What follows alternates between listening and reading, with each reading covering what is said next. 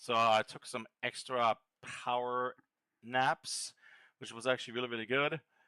And then literally what I wanted to do is, so my original plan was I really wanted to actually revisit the first Berserker Kazan and actually replay the demo before the early release on the 24th.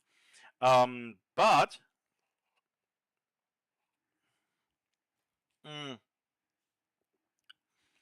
there was a download,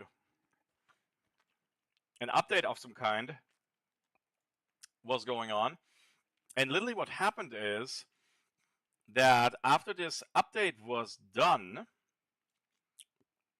there was no more demo available.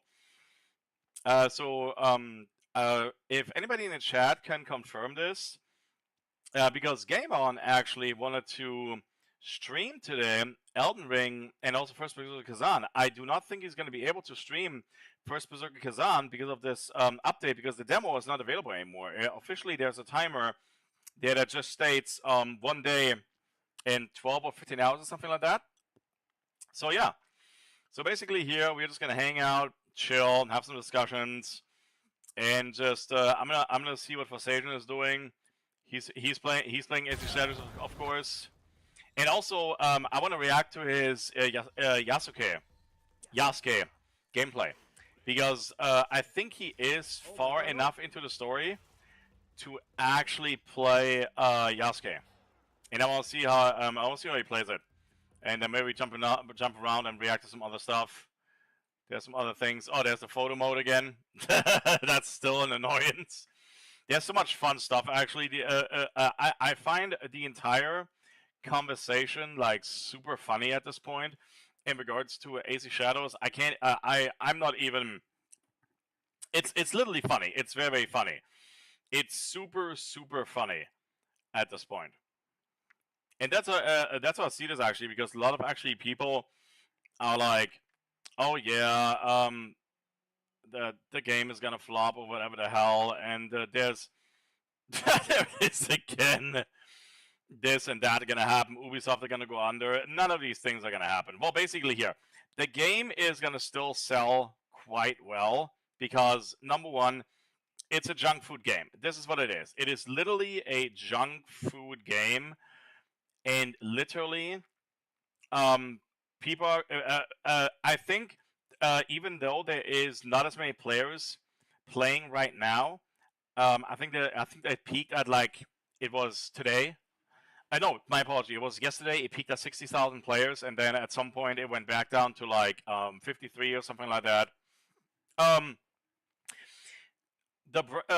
Since AC Shadows or the Assassin's Creed brand is still so massive and so big, and it is literally junk food gaming at this point. People are still gonna buy it, but especially people are gonna buy it when it's gonna be discounted, because people, if for an example, I really, really hope they don't delay Ghost of Yotei, because I'm really looking forward to this game. Because even Ghost of Tsushima cannot hold, like literally, AC Shadows cannot hold a candle to Ghost of Tsushima. Ghost of Tsushima is an absolute freaking phenomenal game. It is an older game, but the combat mechanics, the open world is absolutely freaking amazing. This game looks gorgeous. This game looks absolutely gorgeous. Like the one thing that I will give Ubisoft with every single one of their games in regards to open world, that includes Far Cry, they're gorgeous. They're very gorgeous. Unfortunately, they're empty and shallow, and they're not filled with a lot of meaningful things to do. I mean, at the end, it's a video game, and you're doing repetitive work. But unfortunately, this right here, if you guys remember, this is the fourth time now that we have a huge board with targets to hit. It started with AC Origins, it went into AC Odyssey, and then AC Valhalla. This one is the largest freaking board I've ever seen. Let me actually check if someone has already completely unlocked it. And let me take a look at this. AC Shadow target board, or whatever the hell. Mission board, target board, don't really know. Has anybody unlocked this already or not? And because it is massive. I mean, there's literally so much going. I don't think anybody has completely unlocked it yet. No, I don't think so. No. So literally, there is there is so much stuff that you need to do in regards to hitting different targets and different busy work to progress into the story and the characters and all that kind of stuff. It really becomes freaking it doesn't become enjoyable anymore at some point, and I think actually that is the majority of the reasons why the game right now is really kind of like flatlining in regards to in regards to its player counts. Mm, because also when I look back at Forsaken's gameplay, um, I think only now he has access. I'm gonna actually ask him in his stream if he has access already to Yasuke. But I counted the amount of hours that he streamed. I mean, some people do it faster, some others don't. I mean, he's like a trophy hunter, so he really, really, really wants to gather everything and collect everything. I would say to the point that he needed to play almost like 20 hours of the game to even get access to Yasuke, to fully play Yasuke. And I feel that is a very, very long stretch of a commitment to play the second main character in your newest AC Shadows game, and your newest AC game. So, and to do all that busy work for basically like a for your main character that Ubisoft didn't flesh out. The story is pretty actual, like just put together very, very easily, very punk and junk. They put all the work into Naue. They really put a lot of work into Naue, and here and there, her character moments are actually pretty good. Unfortunately, it's very mowed down by the oh my god, the atrocious. I think the worst thing for me about this game is the English dub. It's so bad. I mean, when you have such such a talented team, so much money behind such a mega project that you're working on for I don't know how long, 5, 6 years.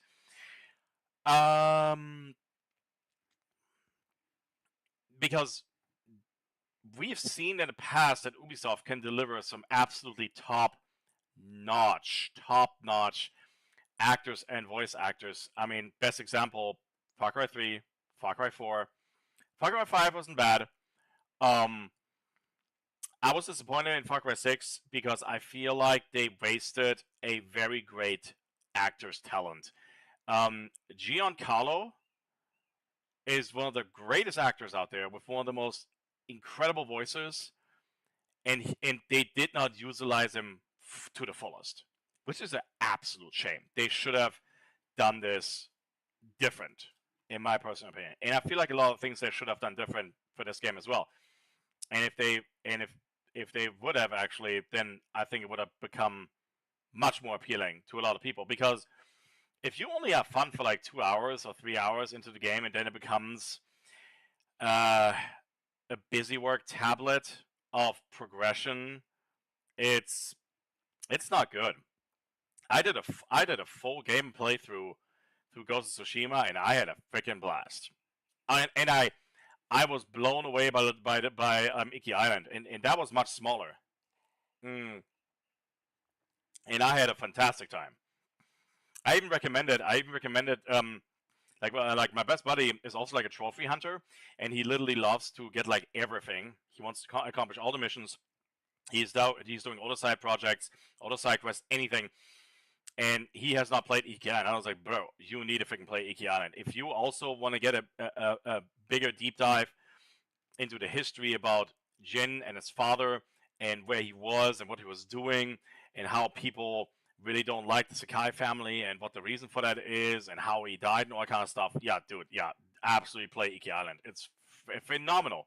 An absolutely great addition to Ghost of Tsushima on top of the multiplayer that they brought out, which I played. It was fun. It was good. Mm.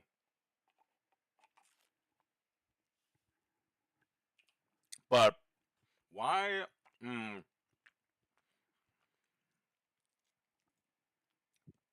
why? So yeah, so Game On right here he said he's gonna have the first Berserker Kazan and also Elden Ring. I doubt he's gonna be able to actually stream that tonight. I mean, Elden Ring, yes, but not first Berserker Kazan because they took the demo down, so the demo is not available anymore.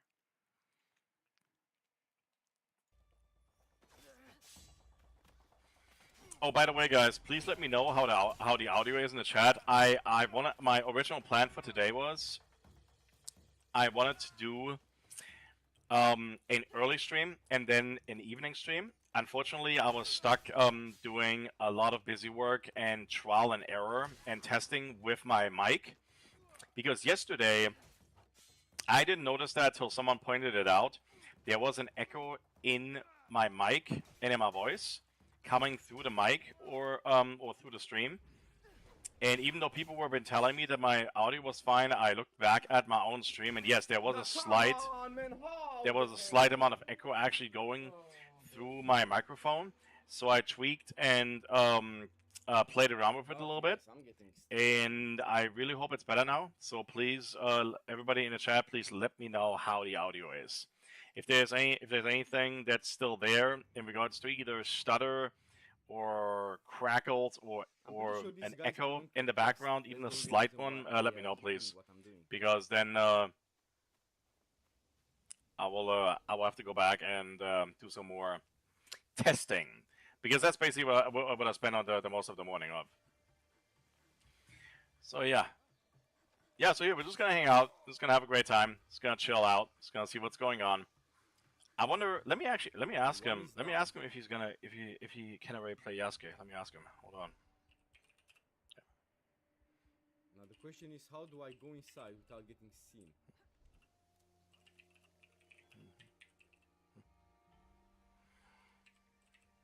Okay, I see some bushes over here. Okay, now at least I can assassinate them. Let's see what he says. Yeah, guys, I found a way to kill them finally. Hey Anubis, hello. My brother, I'm in over. Not yet. I haven't progressed to the story. Oh. I just done a lot of side quests, so my character for the first region is very OP. Oh my gosh. As you can see, I'm fighting with these guys that have the skull. I'm in a new region, and they are way too powerful. Oh, he's doing busy work. I will die. Okay, you are doing busy work.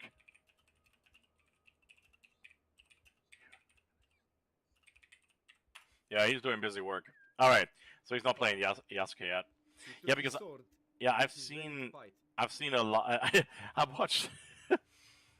watched Asmongold play freaking Yasuke. It was so freaking funny. He was just like shredding people. He was just like ramming through doors, cutting everything to bits. It was so freaking funny. It was so funny. Oh my god.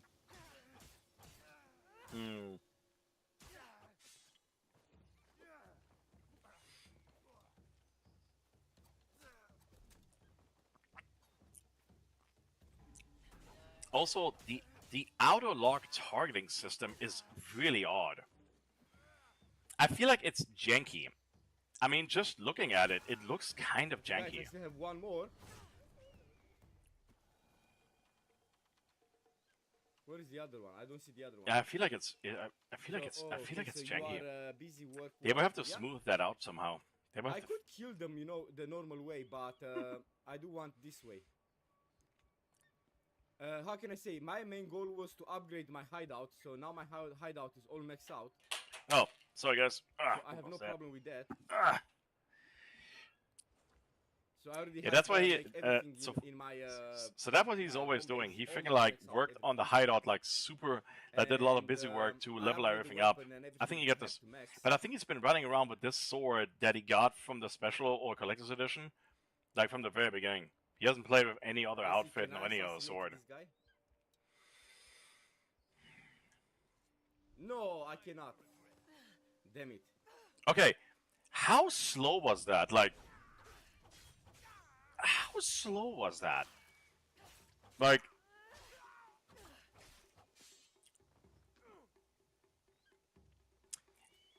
it looks like also to me, like, okay, has anybody progressed?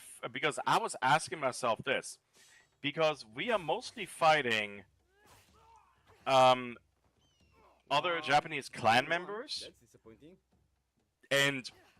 And thieves and bandits and stuff. But Oh no! oh, that was a one This shot. boss is one hit That and was dead. a You are one beaten shot with- right there. Oh yes. my god! Ah, Wow. my friend Anubis. The one These shot guys are wonder. Too much, my friends. They are too you're, much. you're mad. It's the one shot wonder. Ha ha. To be honest, I kind of know why I was not able to assassinate them. I was able to kill That's most of them. funny. That's good. Oh my gosh. At least Yeah, now, one hit at least now, even though he's playing it on the high, is he playing it on the highest difficulty? Yeah, man, this guy's one hit, you're dead. I'm not.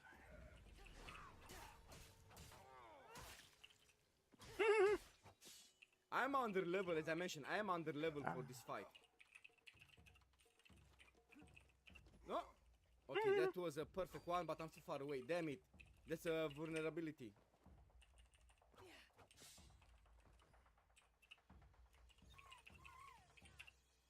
I just called for help, my friends, so I'm not fighting alone. I forgot I can do that.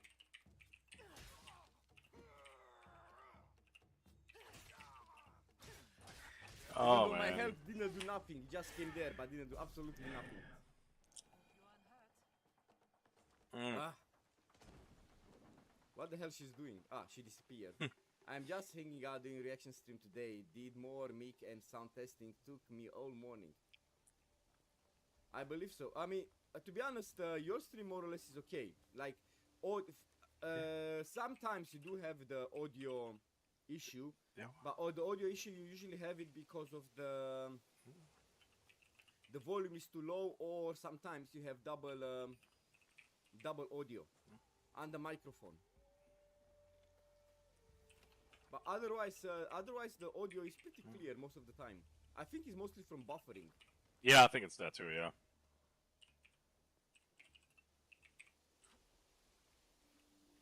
Yeah, I really hope it's fixed now. You know, Anubis, yesterday I saw so many hate talks about this game. So much hate talk. Oh yeah, there's so much bullshit. Yeah, there's people just like I don't hating know on why, this game. to be honest. I like it. There was an echo in my voice.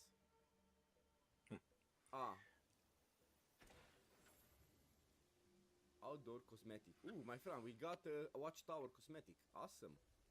Yeah, just Okay, people I have do need to yeah go people just here like on the just like to top. shit on this game right now. Well, I'm happy. I hope it's fixed. That will be really cool. On the one side, I mean they're bitching about the game. I think for the wrong reasons, because they're all talking about basically like Yasuke and the diversity bullshit and all that kind of stuff. I'm basically looking at this and I'm like thinking, okay, good. If you are charging $70 for an absolutely gorgeous game, but your main characters are not fleshed out. You have massive repetitive gameplay. Oh, there it is. This is the board.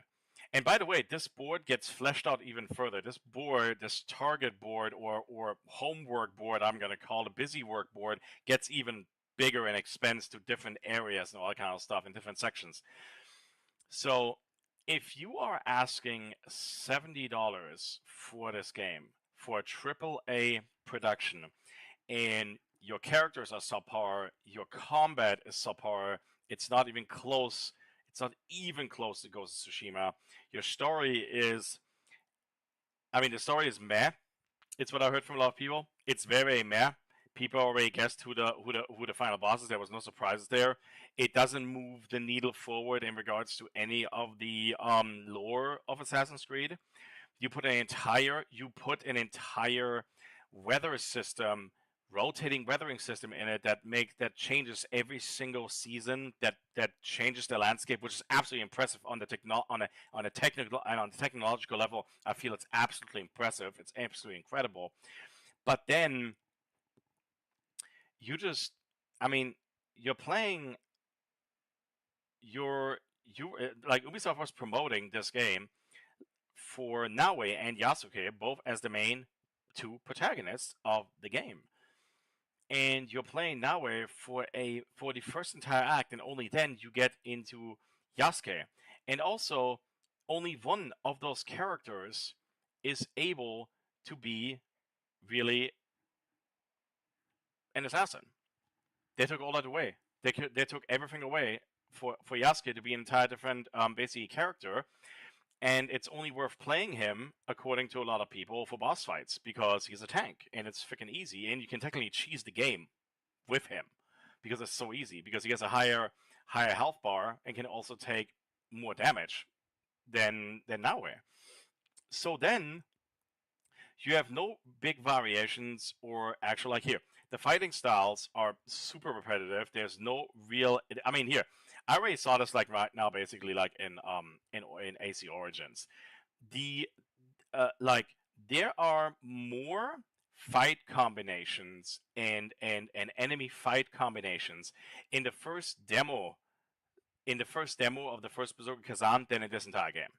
I can tell you that because from different creatures, from different enemies, from different bosses, everything is like already far more than this game has to offer, and then you're asking people to literally play like the game looks so gorgeous, but you need to be able to immerse yourself in the game, and then okay, then the biggest freaking thing for me is, and a lot of people, I mean, can somebody explain to me why you sell an in-game currency for a single-player AAA game, and you're selling in the in-game shop in the Animus, you're selling time savers, you're selling armor, you're selling weapons with actual stats, which is technically pay to win, which basically you build, and then there is a thing that you can buy that unveils the entire map, so you don't have to do it. You don't have to do the busy work there.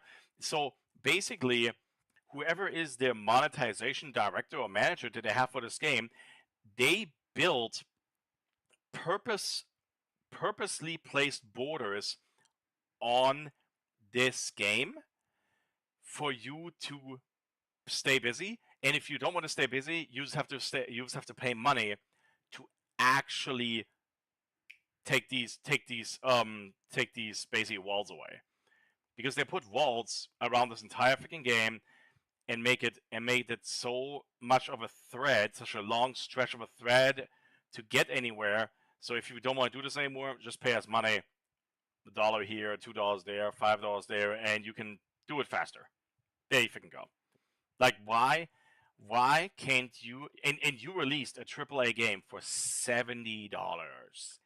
70, and just everybody here, the same $70 price tag was on Star Wars Outlaws, which was a complete and utter bug fest of a game. Everything, almost anything in this game was freaking broken. On top of that, and there was only one single character, not two main characters, and the story was meh. The combat was meh. The AI was completely and utterly broken. The AI was so stupid. It was absolutely ridiculous. And then it's called Star Wars Outlaws, and they built the majority of the game to be almost like an Assassin's Creed with sneaking mechanics. And it was like, what the hell are you doing? And you're not even allowed to be a real outlaw. You're not even allowed to. You can't even shoot an animal. Or here, you can't even shoot any civilians or any stuff like that. It's called Star Wars Outlaws. Yeah. What the hell? And same thing here. There's another thing actually that I brought up on the last stream that Game On did. They restricted the movement in this game in regards to parkour run drastically. They took a lot of freedom away from the players, because I feel like that literally I have so much more freedom in AC Origins and AC Odyssey to walk around wherever the hell I want, and if I want to go somewhere, I can go either the straight path, or I have to find out a way to get there or how to get there. And here they clearly want you to stay on the actual path that they designed, because they don't allow for a lot of actual exploration, because the map is so vast, because it's also very green and flourish, and there's a lot of mountains and trees and plants everywhere. And literally, why are you taking one of the most best elements of Assassin's Creed away and then making an open world game? I mean, Assassin's Creed lives and breathes parkour running, which is one of the most best things about the game. You have to do a lot of movement in the game to get somewhere. That's why the worlds are built in the way they have been built. But why have you made it open world in the first place, or you call it an open world RPG if you cannot go everywhere? I mean, literally, Red Dead Redemption, you can't climb everything, but you can, and you can find a way. But everything's accessible in Red Dead, and the game is freaking 5 years old, almost like 6 years old now. You were actually already able to do that in Red Dead Redemption 1. So yeah, yeah, this game has just a lot of little problems. They are not major problems. They are a lot of little problems that are just piling up and piling up and piling up and piling up. And Yaskura is the absolute last freaking problem of this game. He is not the freaking problem of this game. He's not. He's totally not. It's other stuff. It's how the world has been built. It's how the progression has been built. It's how the combat mechanics have been integrated. It's how the enemies have been designed. The AI have been designed. The story, the interactions, the voiceover, the English voiceover, the Japanese apparent voiceover is absolutely fantastic. I heard it's one of the best ones ever. Oh, and yeah, that was my other question, because you encountered two priests from Portugal, the Portuguese settlers, in the game in the beginning.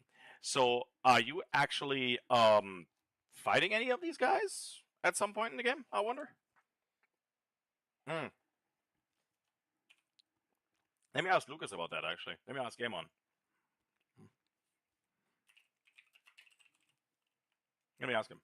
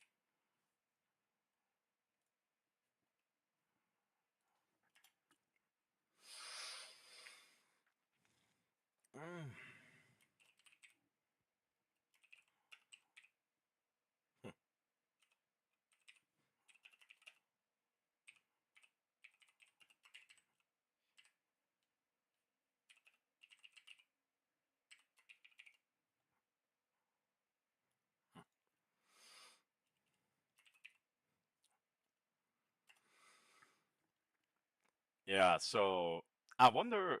Yeah, yeah. West Coast gets the games last. Yeah, we're getting it last. Yeah, it is. It is interesting. So I wonder actually if you are going to be fighting Portuguese settlers or anything like that, because I mean they're there, and clearly they mentioned at the beginning that their settlers are allowed to move freely on the land. So where are they? Really? Real?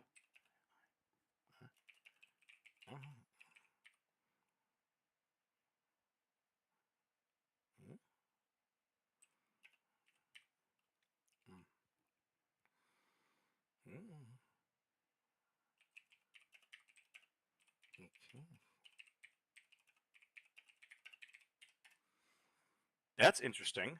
So he's able to play First Berserker Kazan. I wanted to play that today, but I couldn't because only the timer showed up. So that's interesting. But Game On says he can play it. Wow. Okay. What the hell? That's interesting. Yeah, I want to. That is interesting.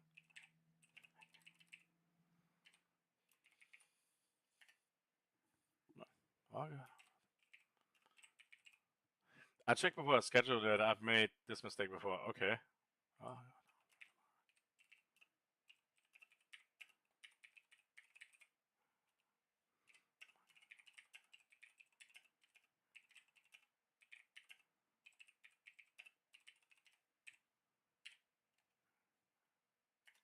Hmm.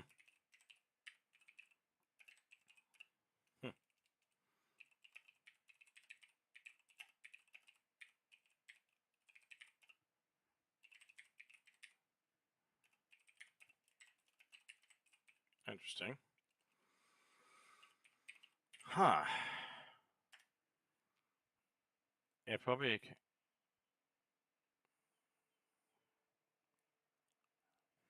Huh, that is interesting. Huh. Hmm. Hmm. Yeah, I can't wait for Berserker.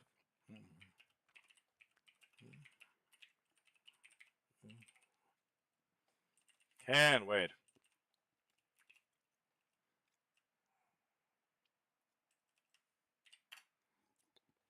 I've already been in and out. It won't boot me for that. Okay, all right. That's interesting. Yeah, I literally was. There was like. Wait, hold on. Did you?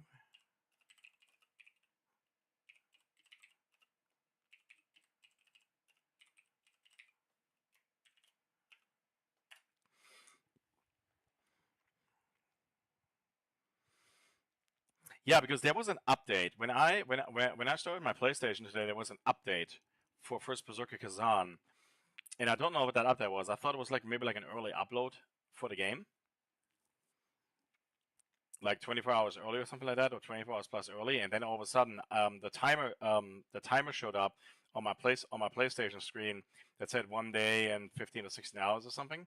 And then literally, I tapped on that, and I wanted to actually play the demo, and I couldn't play it.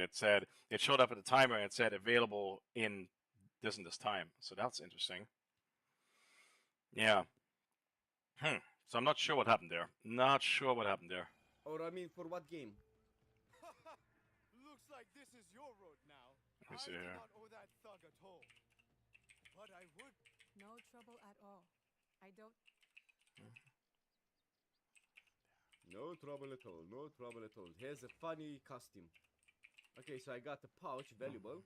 Nice. Huh? Yamero! Yamero kudasai! Yamero means stop it. But I don't want to stop it, boy. Woohoo!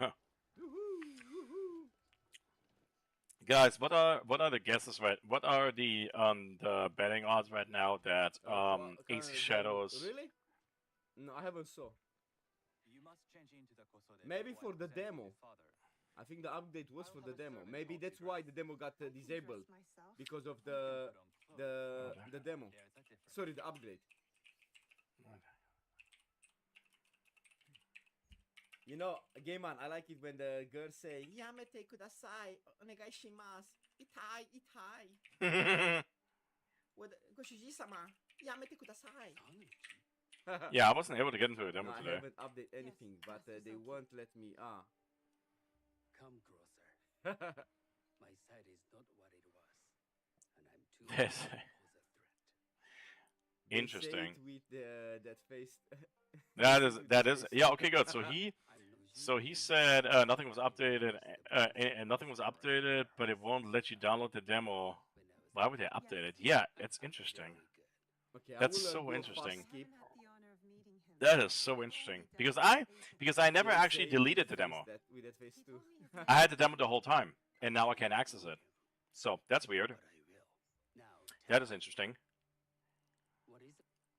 That is really Tea ceremony is interesting. to make contact. Let me, guys, let me check on this. Let me check on this very quick. I am still learning. So this is what I'm gonna do here. You put Yeah. such on This Hold on. cutscene, my friends, I just want to go to the cutscenes. I understand. I will. Let me start up, They and we say will it take a with look at that this very face quick. too. other women with similar interests. Send So him yeah, an after this stream, after I finish the stream, I will download Kazan the First Berserker to make sure that everything is downloaded for tonight. And later on today, we're gonna play Elden Ring, Okay. and at midnight we're gonna play Kazan. I won't be able to watch this because it's gonna spoil the story for me. I'm solving Jaws. He is 16 hours ahead. Hmm. Your absence will sadden us, Lord Mitsuhide. All right.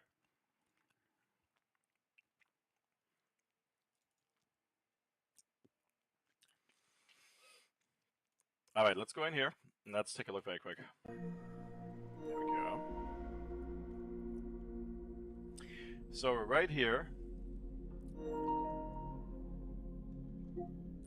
So here's the timer. Oh, sorry, you can't see the timer right now, but the timer is right down there. Hold on a sec. Damn, that sound is a little loud. Let me turn this down a little bit. Hold on a moment. Damn. Where the? Oh, okay, good. That's fine, whatever.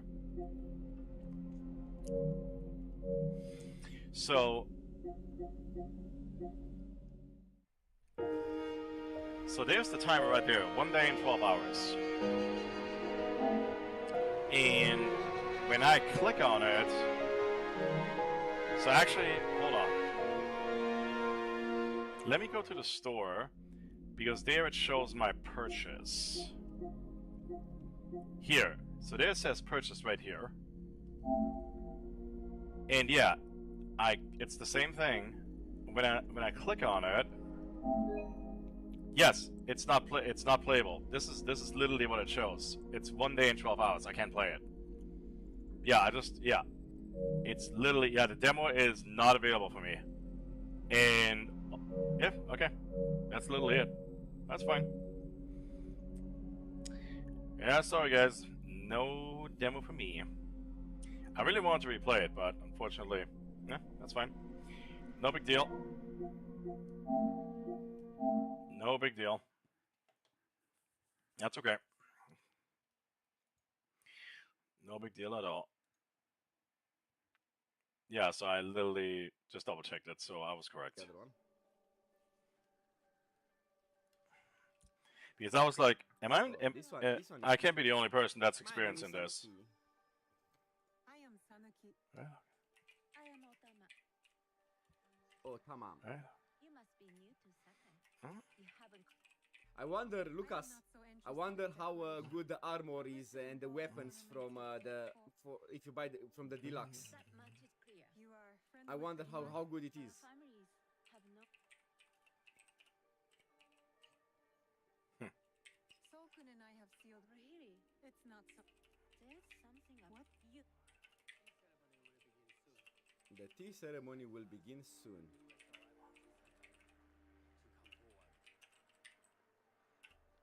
I must think. I must something. Oh yeah, guys. So yes, I wonder for Kazan. I'm very curious. Can we equip the new armor at the beginning of the game, or the deluxe armor, or later on? Allow me to welcome you, Sanuki. Ah, There we go. Yeah, so I'm pretty sure I'm not the only person that's experiencing this. okay, that makes sense. As my honored guest, I just double You check will and sit the at the demo side. cannot be accessed you anymore. might better It only have a appreciate timer the that very says payable in You one do me day too and 12 much honor. hours. Ah, understood. So they did put a timer on it. You have to enter a specific place to get it from the chest. This tea is. I did not Watch, request really? It belongs. Turn the ball twice.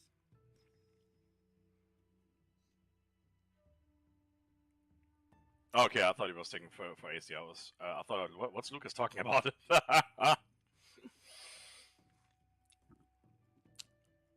blend of flavor. So, You must Master enter Solkun. specific. It is really yeah, I'm so freaking I saw jealous. this, guys, So the reason why I skipped these things because I saw Mulet playing, doing Thank this you, Sato. one, so I don't have to watch it again. From honors, Master Sokyu. the leaf jar Komatsushima. From Lord Nobunaga's personal. I got it through Master Rikyu. yeah, so I'm sorry to. both Okay, of them are I'm gonna be gonna- able to I'm play it gonna go. early. I East have, Coast, okay, the West don't Coast is worry, my gonna get friend, late. Don't worry. You gave no offense. I shall repay Master Rikyu for this. Thank you, act of brother, thank you. generosity. I think they put in the description when have you honored purchase me the deluxe with your version. presence and gift. Later, I game will on, later. cherish this meeting. You Yeah, may I see think- yourselves out. Yeah, I think they put it in the deluxe. Yeah, I haven't read the entire. I usually don't read them. How can I be certain any one of these is Jewish killer? But All think right. this may be my chance at Okay. revenge. All right, let's see how. Noble By the way, sense everybody, in the there killing is a side. the one thing I noticed is there's a certain character in AC Shadows. Asmongold noticed that has no eyebrows. Otama committing murder on a That person has no eyebrows. It's literally just like no eyebrows at all. It's funny. I'll be betting right now that literally AC Shadows will go. So here's my estimates. We will see. Okay, guys, let's see. We will see a discount for this game in the next 2 months. In the next 2 months. So I would say after May, we're gonna get a discount on the game, because what's happening is in June Death Stranding 2 gets released. If by when is the next Summer Game Fest? Yeah, we just killed. Because if the next Guys, I killed one person for nothing. if the next Summer Game Fest is right around that corner, let me see. Summer Game Fest for this year. Let me see.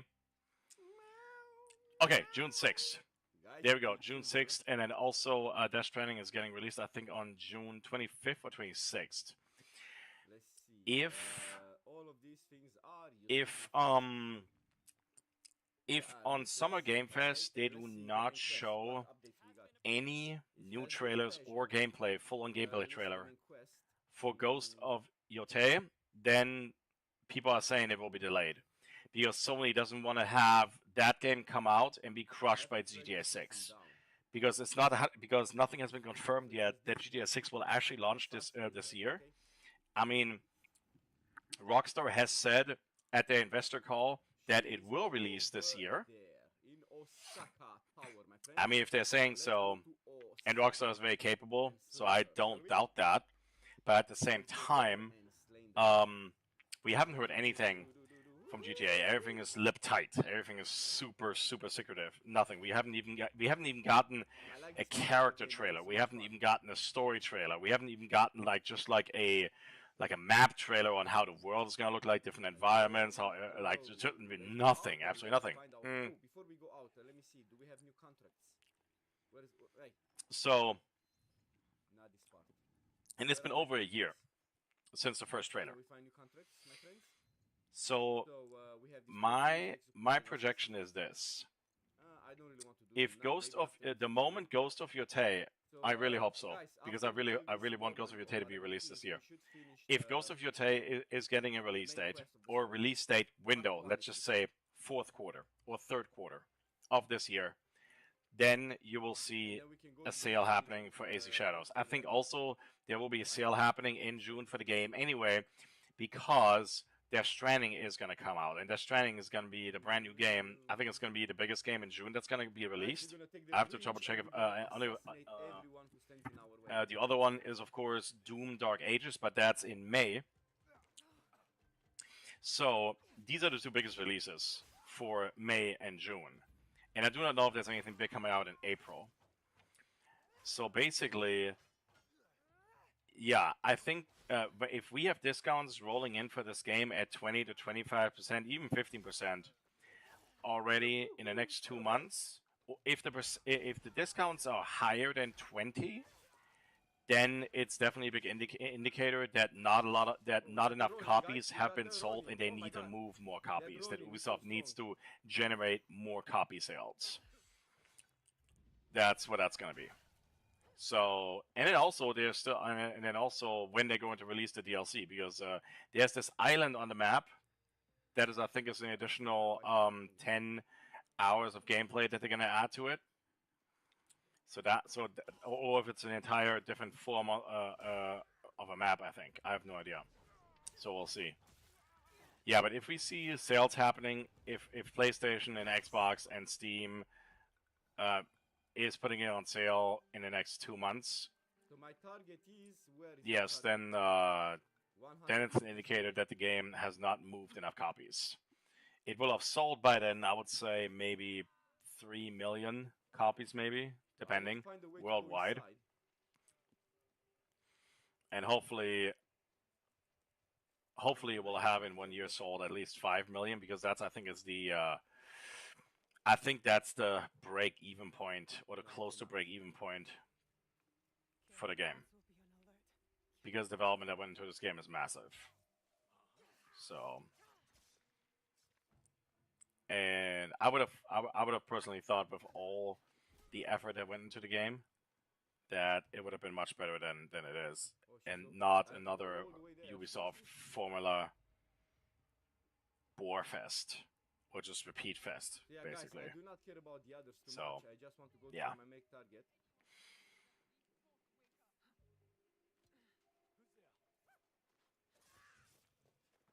Yeah, but I'm super excited for First Berserker Kazan. That's gonna be really good. I'm super excited for that. Is there anything? Let me double check very quick. So what's? Let's look at the release schedule very quick here. The video release schedule for.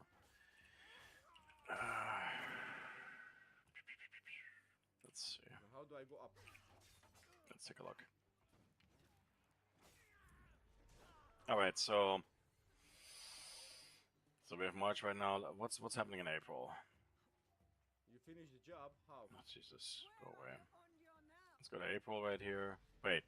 Oh yeah, we have Adamfall that's getting released on March 27th. I'm interested to see how that is. If this is good, actually, then I might play it.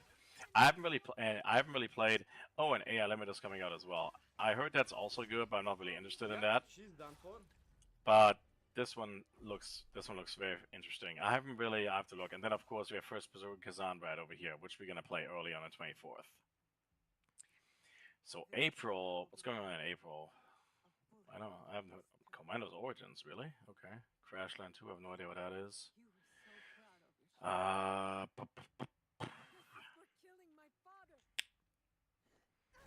Fatal Fury, I don't know what that is either. Then there's this one. I'm interested in this one, but I'm not a fan. I'm not a fan of the based strategy turn-based strategy games. But it's apparently turn-based strategy with some actual like RPG elements mixed into it. So I might check this one out, but I'm not 100% convinced. I don't know yet. So I will wait for some more in-depth actually, because I'm pretty sure Forsaken is gonna play this, and if he's gonna play it, I'm gonna actually react to his gameplay. I want to see how that is. There's Doom right here, which most likely I'm gonna get. Then of course Alvin Night Rain, so everybody's gonna get that. Yeah, besides that, yeah, Death Stirring is right here. And besides that, there should be more releases coming. So I would say here in June, at the beginning of June, we're gonna get more releases for July, August, September, and the rest of the year. So there we go. I really am interested here, this right here, Metal Gear Solid. And what is this? Shinobi Art of Vengeance. What is that? Oh, that's this one right here, Shinobi Art of Vengeance. I think that's a side scroller. I think that's a side scroller. Yeah, I think it is. Okay.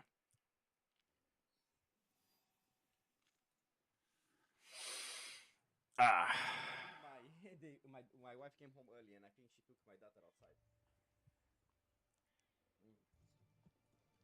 Anyway, let's see. I have something to collect here. Nice. We got some cash, and let's do some upgrades here as well. I'll check out.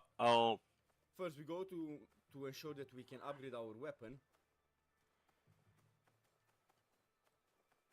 I want to see what Gamon's doing. Decorations here, because like there are so many wild trees that I want to get rid of in my hideout. So I want to upgrade my weapon. Hold on. What do you need? Okay, perfect. Let's see. So we got these two I should be live right now. 21, my friends. Nice. Eye of the Dragon. Oh, there he is. Now, Hold here on I a have second. two- This I is have so this one. odd It's quite that I nice. cannot access this. This is so freaking odd. But actually, those weapons, because I don't use the body. This is Not yet, so it's not- odd. It's so odd that I cannot. Oh, yeah. You know, Birds around them fast. yeah.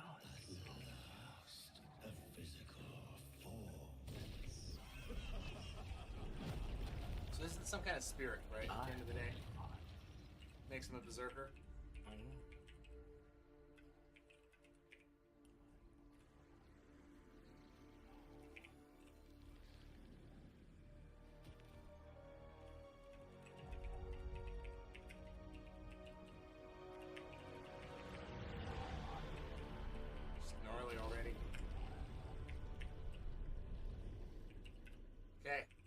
least favorite part of any game. This awesome slow walk really tells some backstory.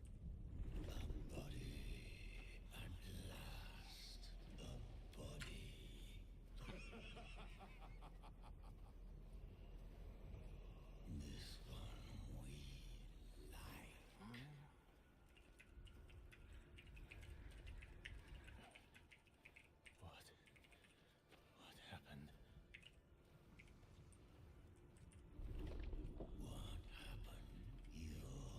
Yeah, I don't know. I never uninstalled it, Forge, you know what I mean? So that might have something to do with it. Forsaken made that comment too. No, I just started it right up, bro.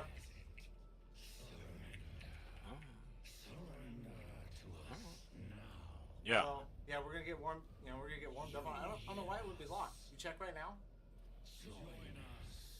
Yeah.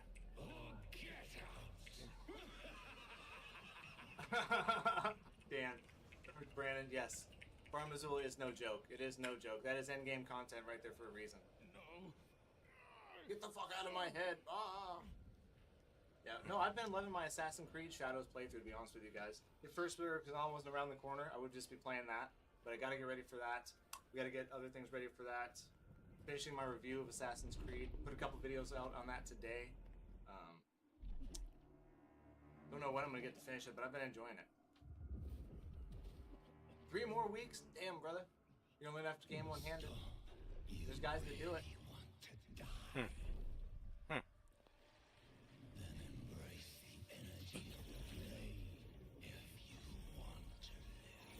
Yeah, this game is gonna be so good. I don't know. That's lame. It'll probably get to like 10 minutes into the demo and it'll probably stop me then or something like that. We'll see what happens. Now, I really don't remember much of this. I remember those 2 bosses, the gorilla and that Yeah, last guy, it's, which was really hard. The last guy was hard. Do you feel it? The energy of the netherworld.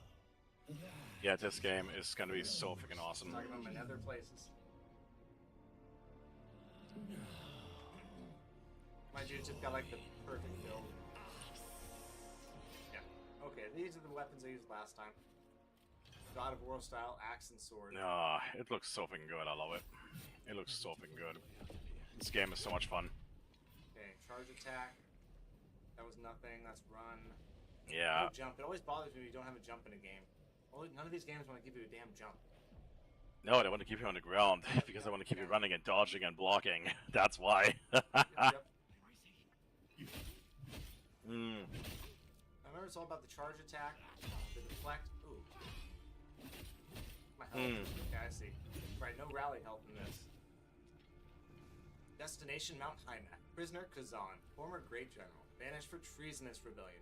And Beware the of avalanches and ensure all preparations are ready freaking- for extreme cold. Tendons in the prisoner's arms have been the- severed. when you play the game, Severed is punishment, the but he the remains the highly counter skilled. parries Approach look with very extreme when you caution. hit Medical aid is with your provided to weapons, the prisoner under it extreme sounds circumstances. impactful. Show no mercy. It actually sounds like you're doing damage on different scales and different Average levels, Skyrim Nord, what's up, bro? This which guy, literally like he's more than average. it's not the case with AC Shadows. He's a berserker now. I mean I don't play the game, but I feel like it's like for an example here. Just look at this. As I look at this enemy and how many combinations of attacks this guy got. Where is he at? There he is. One. Shit. Tell me That's where one I'm right at. there. That's just one right there. Okay. Then he does this. 2, 3, 4, uppercut. Bam, that's a big swing right there. Another one swing. Then he turns and then he does his Right. little turnaround. So this enemy, this bigger enemy alone, and then he does a jump, I think. Bam, and smashes into the ground. Which is good for them. There's They found in one enemy alone 5 to 6 attack animations. crafty bastard. Okay. And then that's another one. He grabs some, he literally grabs something from out of the ground and throws it at you. So that's 6. That's almost like that is just one. That is just one entire enemy. Oh, and then after he actually like punches into the ground, he punches up, so he tries to hit you. Like it is. That's only one enemy. Like where? Like tell me. You could have you have samurai warriors and ronins in a Japanese setting. You could have had so many more attack patterns for enemies, and challenging rotating attack patterns to make the combat more interactive and not a chore. You know? Yeah, right away. Whoa! Wow, he hasn't played this We're for a at while. Liza P. Shit looks sweet as F. Have you not tried this puff? Yeah, it's actually really fun. Really fun. Liza P. Where am I at in Liza P? Huh. Oh, no, I was trying to get warmed up on this guy. Where do you, am I going the right way? Yeah, it's this way. We beat the blue monster, or the green monster, I think is his actual name, but we call him the blue monster because he looks blue. Then we beat the this walker. What is the name of that thing? Yeah. Walker of Illuminations. Whatever the hell that thing is that's really quick. Doubles up on us. We beat him. Then we're at the next boss right after that. Interesting. Yeah, it's so freaking good. Trying to dodge through that, but I And can't really this dodge is through also that. something with the when fighting becomes really, really important in a game. And when you know, and also here's the other thing. Oh shit. If you are trying in a game to be everything, you're gonna get lost. That's another thing with Assassin's Creed, unfortunately, over the last couple of games I got lost. They were trying too hard to do too much instead of focusing on the core elements of the game, which is parkour, stealth, assassinations, incredible open world, which they always focus on, but they fail at filling this open world with useful stories, entities, and things to do that are meaningful, that are impactful, that, I mean, because here's the thing, you could have had, I don't know, I do not know if they've done this in the game, but if the environments change with the season, they could have had temples or tombs, or riddles, or castles, or certain things in the game that you can only access in a certain season, and it will increase a challenge and stuff like that. Like it would have been really, really, really cool, you know. I don't know. I mean, there's so many possibilities that they could have done this differently, in my personal opinion, but they didn't do it. They just stayed with their mundane Ubisoft formula thing, and they said, "Oh yeah, people are just gonna buy it for $70." Yeah, yeah, and you have on the first weekend of the game, you have under 100,000 people playing the game. Where in Monster Hunter Wild, you had a million players, millions and millions of players. And I couldn't play Monster Hunter Wild because I didn't get into it. Oh, it's great, Brandon. Yeah, it's super smooth. That was challenging right there. You know, a little bit challenging. Super smooth. The parry is nice. Feels right. The window's not as tight as Liza P. It's like a mix of Bloodborne and Liza P combat with a little bit of Sekiro in there at the same time, I would say. No, the combat feels really good in What's this up, game. Blaze Power? How you doing? The combat feels really good in this game. Yeah. Here we go, guys. We're going to have a great time. There's going to be everybody and their mom playing it on Monday. We're going to be the very last one of all our friends playing it on the West Coast. Everybody Yeah, gets it just before put it in us. the fridge for right now, please. Yeah, thank you. Awesome. Just First try to Manubis. We didn't first try him. We got him second try. Well, it's not even the second try. We fought him a couple of times before that, so. Uh-huh. Yeah, I mean, you're going to let me go to the next page? What the hell's going on? Uh-huh. No way, really? What the hell? That's so dumb. Yeah. Yeah. Uh-huh. Yeah. Oh. Oh, hell yeah. There we go. That's good. There we go. Nice. Gotcha. Mwah. Yeah, the combat in this game feels really good. Might be all the demo we get for the night. Let me close it and restart it.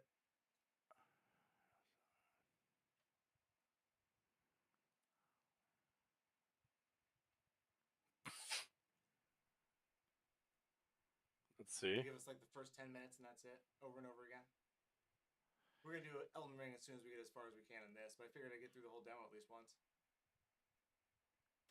Okay, it's so interesting that More he's... like a mix of Lies and Wukong. Yeah, the dodge is just what reminds me of Bloodborne a little bit. Yeah, I mean, we're just right back in it, so. It's you see, I couldn't even get back in there. Not sure what's up their deal for Forge with Anubis. I don't know why you can't get in there, but Yeah. The combat does feel very good. Very good. Puffington, what's up, man? Settle down. Yeah, no, my son. I couldn't get into it. I couldn't get into it. I Yeah. couldn't get into the game today. Oh, we'll see if it does that again right there. We won't fight that boss again, but we'll just run past to that other spot. That's so Okay, I weird. gotta hit X. I just brought it right back to where I was. Okay. Interesting. Strange. Yeah, that's a little weird. And also the atmosphere of the game is very Just good. that dodge, that feels super Bloodborne. What's up, bro? Oh, that's back where he came from. Sorry, guys. Tomei, what's up? What is this? An Elden Ring mod? Didn't see that on Nexus. No, no, no. This is Elden first Ring episode mod. is on. We're gonna be playing this Monday night, Tuesday morning at 12 o'clock. It's the next big game that's gonna come out this year. It's based off a character from another game series called Dungeon Fighter. My guy right here, his name is General Kazan.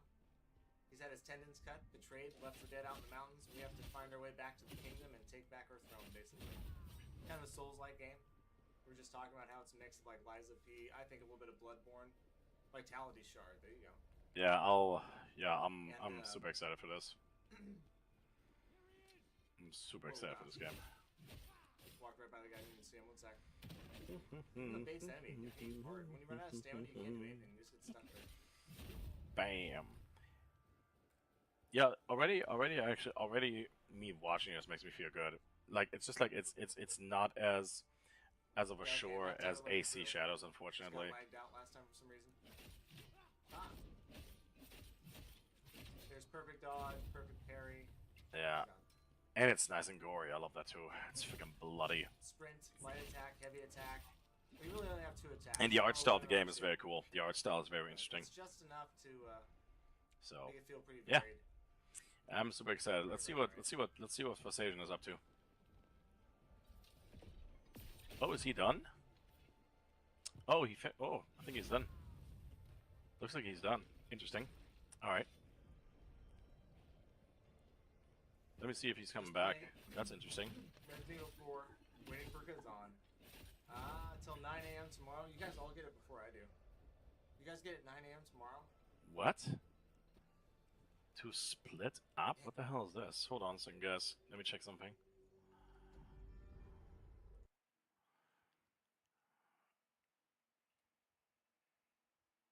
What the hell?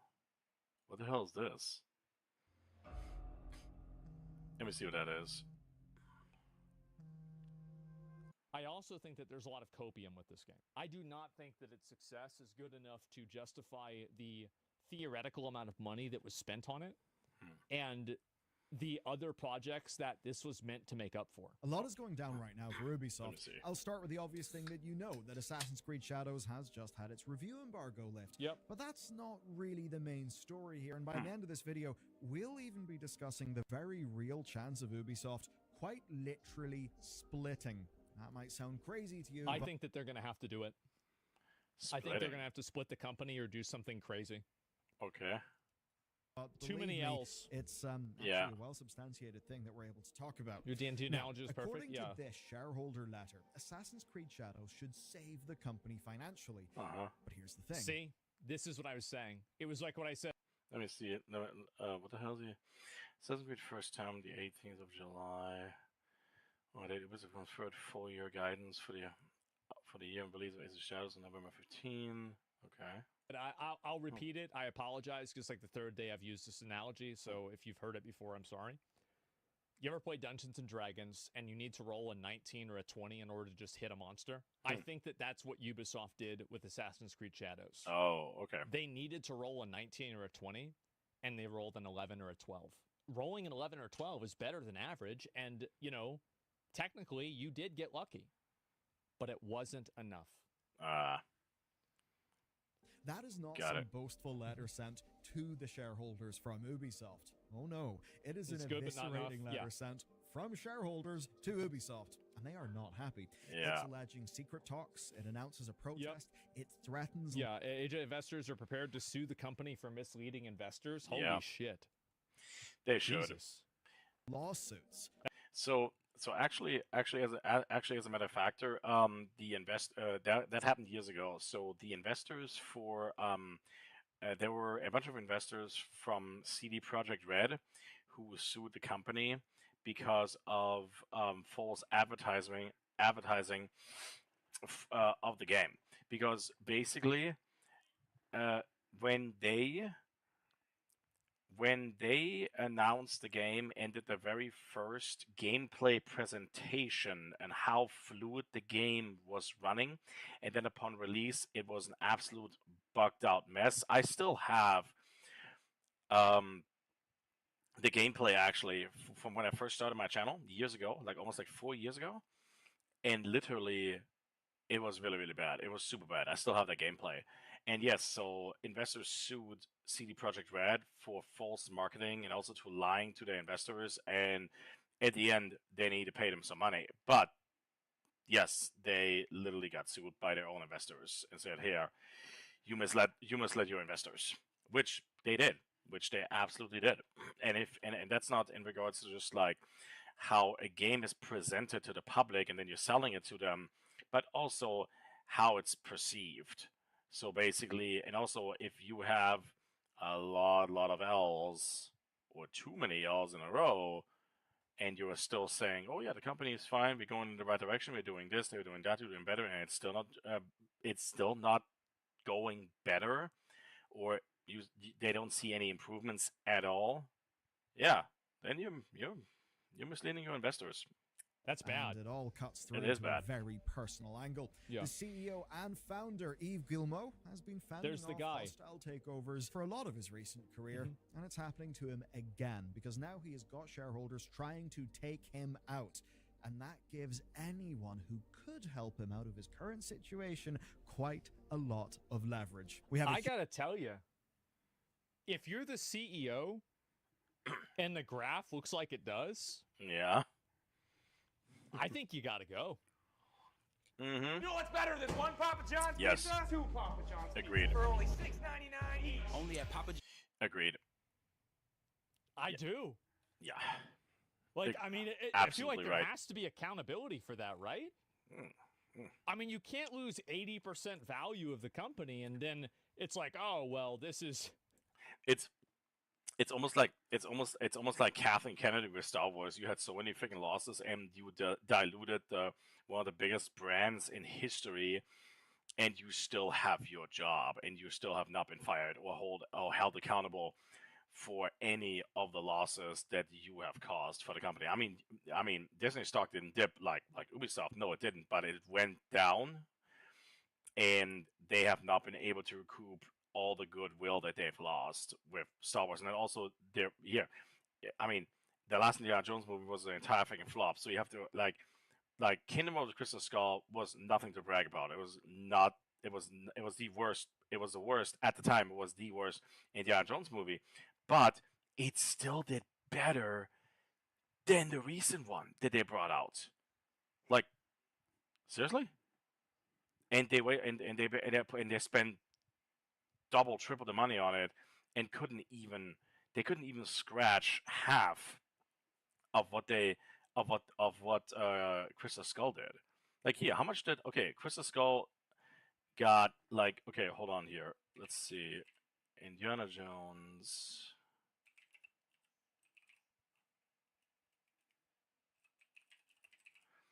And the Kingdom of the Crystal Skull.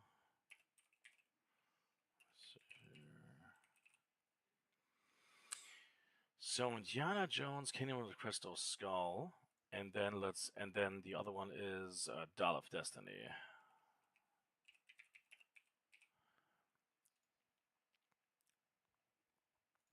So let's look at this side by side.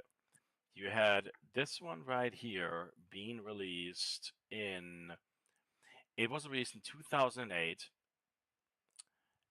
And it made almost 800 million, and it cost like 185. Well, good. Plus, basically marketing. Let's just add another 100 million to that. So yeah, it broke even and made some money. Absolutely. Now you're looking at this one, and this was in 2008, and also the dollar value at that time was so much higher. So like this right here, this number today, with in today's value of the money, would be almost like a billion. So then this one cost. Look at this. Oh my God, they didn't here. They couldn't. They lost more than this. They lost more than that. They couldn't even barely break even. They couldn't even match their own budget. Yeah, that movie cost so much money, and it didn't even made worldwide 400 million. It's so freaking bad. And it was the longest movie. It's the longest Indiana Jones movie to date.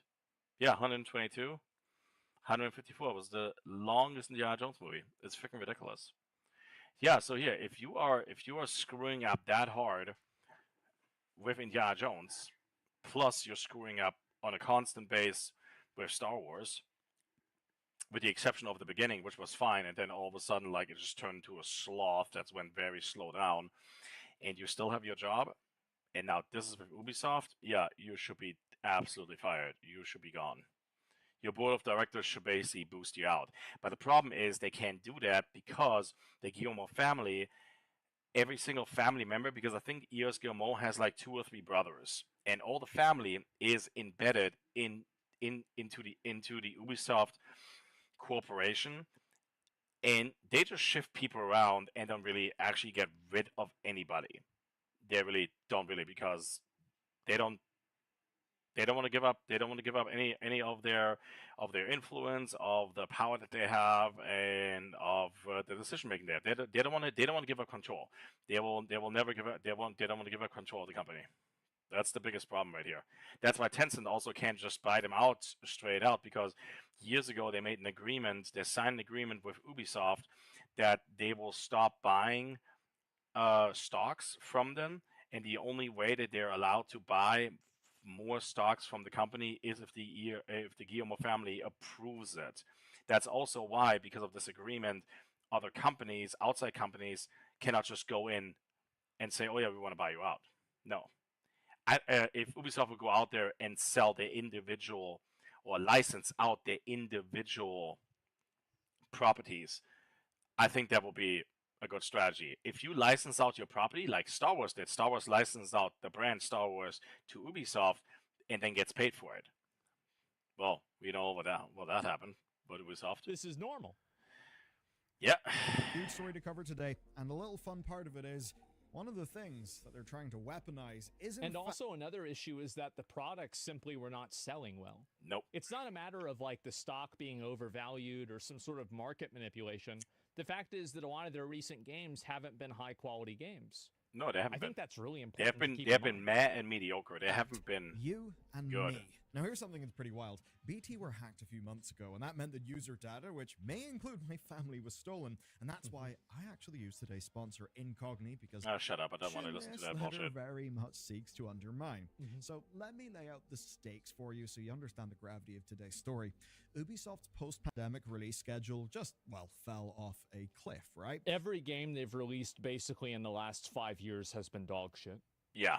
Minus like maybe 2. Like Watch Dogs 3, my best buddy bought the collector's edition for Watch Dogs 3, didn't even play 10 hours of it. Never finished the game. Never, ever, ever finished the game. And he said it was a big, big waste of money. Big waste of money. I think he still has it because he buys copies physically. I think he still got it. And he has never finished that game. Watch Dogs 3. He never finished it. Well, Watch Dogs Legion. Yeah. Never finished it.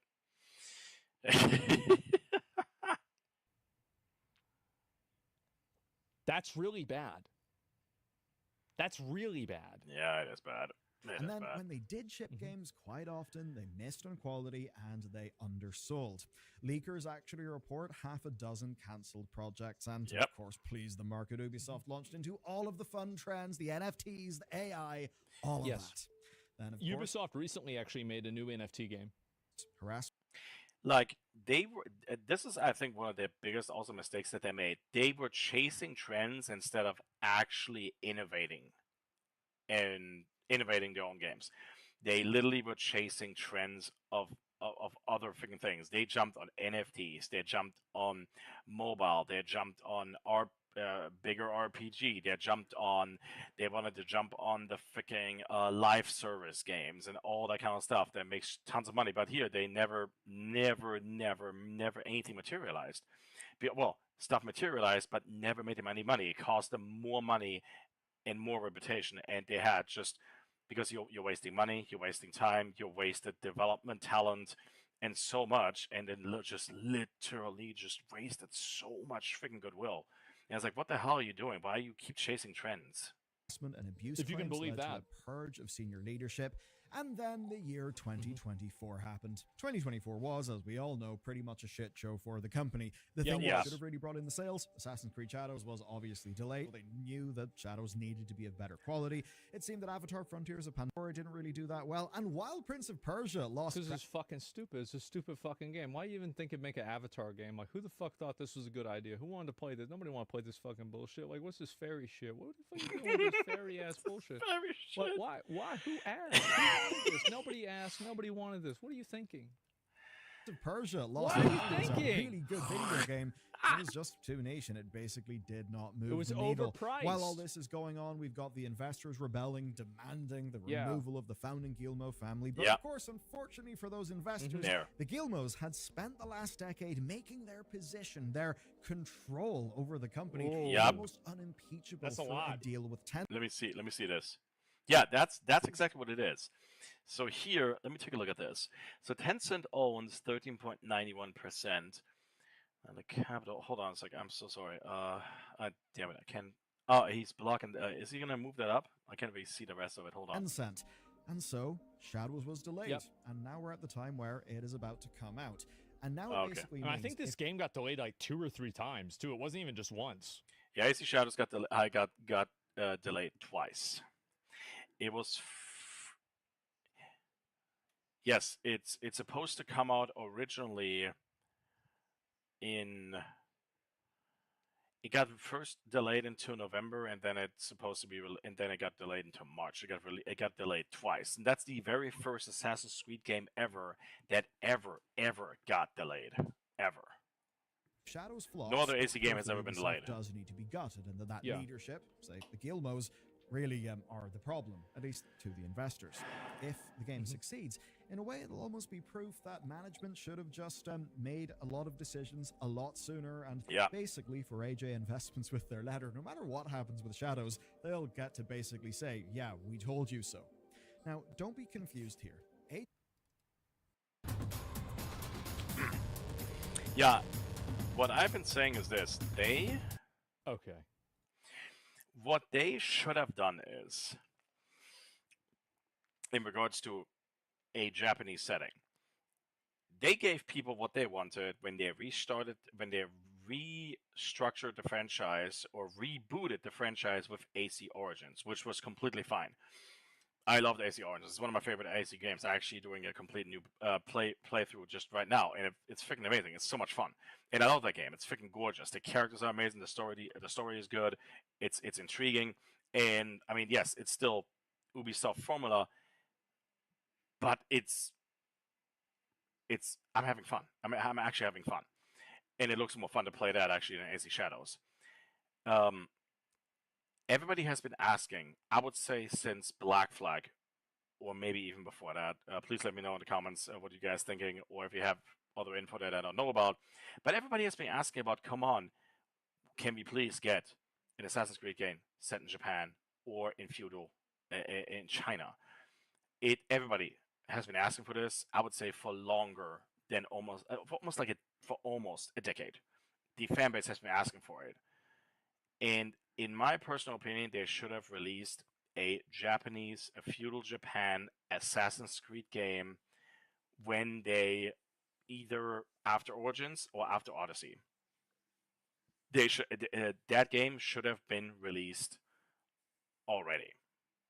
It's because Ghost of Tsushima ate their lunch. That's what happened. Ghost of Tsushima, it ate Ubisoft's lunch. I was like, "Yep, we've already done it, and this is literally Ghost of Tsushima is our AC in feudal Japan, and it's 1,000 times freaking better. It's 1,000 times better. Maybe not as gorgeous now because the game is almost 5 years old, but still freaking better, just better."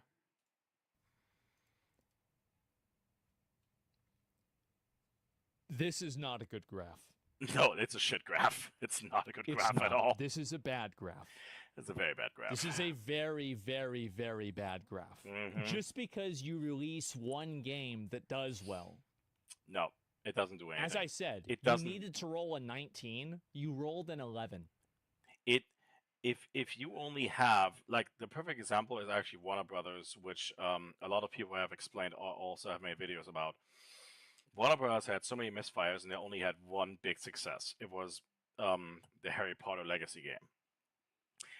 And the creative director who was in charge of that, but also was in charge of the Suicide Squad and some other stuff, he is out. And he basically like the Wonder Woman game got freaking canceled, all that kind of stuff. So literally, if you have so many losses and you only have one big win, you're out the door. And if one big win does not erase all the other mistakes, all the other losses. It doesn't, and it doesn't make up for it either. So Great. Amazing. Awesome. But it doesn't matter because it doesn't counterbalance everything else that was bad. exactly, By the it dip? doesn't. Yeah, I guess so. It freaking doesn't. AJ Investments are not out to make a better game for you.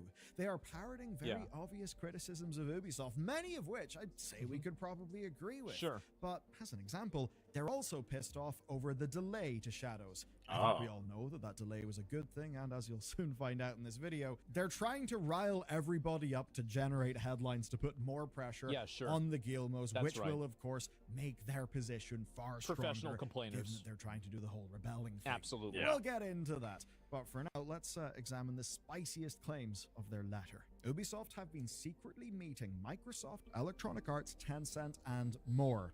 That is the claim that is made by the shareholder letter, and it's far from the only bit of pressure that AJ Investments are seeking to mount up here. They actually plan a So protest. they're playing Assassin's Creed IRL with the company? They plan a lawsuit against Ubisoft's management as well, That's who a they lot. say have wrongfully withheld information and hurt shareholders. Mhm. Now, sparking this was the Assassin's Creed Shadow dual delay and then the financial forecast changes that were caused by that. Suffice to say, yeah, revenue projections went down. Yeah. Massively. But then it gets a bit juicy because they say that this depressed stock price would allow the big players to buy up Ubisoft on the cheap. Now, of course, if those were big players who were That's true. But, that's what happens whenever the game does badly. I mean, I think that's normal. They were doing research. Yeah, that's totally normal. Well, here's another actually conspiracy theory. The conspiracy theory is out there that the Guillermo family purposely devalued the stock of the company so someone can buy it up for cheap for the dollar and get them their golden parachute, which is considered fraud. You cannot devalue your own, if you devalue your own company on purpose to basically give a certain buyer the option to get it cheaper on the dollar. That's fraud, and that's illegal. So yeah, even if they would have done that, like here's the thing, with all the problems that they had, I would say it's clear as day obvious that the management absolutely has no idea what the hell they are doing. They have no idea what they're doing. Their freaking financials are completely freaking all over the freaking place, and they have too many cooks in the kitchen. They have 20,000 employees. No other gaming development company has 20,000 employees. For what the hell do you need 20,000 employees? I mean, here, it was good for them when they were shooting out games like cupcakes every single year with Assassin's Creed, Mario Rabbids, whatever the hell, Far Cry. Then you have racing games. You have The Crew, Watchdog, all that kind of stuff. Because they were shooting games out literally like a donut shop. So literally, that they're in the position that they are in right now and is literally of their own freaking doing because they mismanaged everything. They got too big. They chased trends that did not pan out at all. They made investments that did not pan out and did not got them any basically break even or good revenue. And also on top of that, they damaged their reputation with all that. yeah, so if it, I don't think they actually purposely sabotage their own freaking stock because literally, I think you will be completely freaking utterly stupid to freaking do that. Yeah, but why haven't they gone to Tencent already and said, "Hey guys, listen, let's make a freaking deal here," you know? But Tencent wants the Geo family out, and they will take control and then do their own thing. And that's something that the Guillermo family doesn't want. They have no problem. I think they have no problem selling out or borrowing out their IPs as long as they still have some form of creative control over it. I mean, and here's the thing. Ubisoft actually, outside of other companies, has actually created a vast majority of their own IPs. Like The Crew is their own IP, AC is their own IP, Far Cry is their own IP, Watch Dogs is their own IP. So they don't have to share any of the profits that they get from these sales with anybody else. They don't have to. They like for example, when Star Wars bought the rights to Star Wars basically to Ubisoft to make a game, Lucasfilm makes money because Ubisoft needs to pay them for the right to use the logo and characters, designs, because they don't own the IP. And so Lucasfilm makes, LucasArts and Disney makes, of course, money off of that. But then also Lucasfilm has a creative say process in what they're able to do and what they're able not to do with their individual properties. But since Ubisoft owns the majority of all their own freaking IPs, they can do whatever they want, which is their total freedom to do so. But has not panned out lately at all.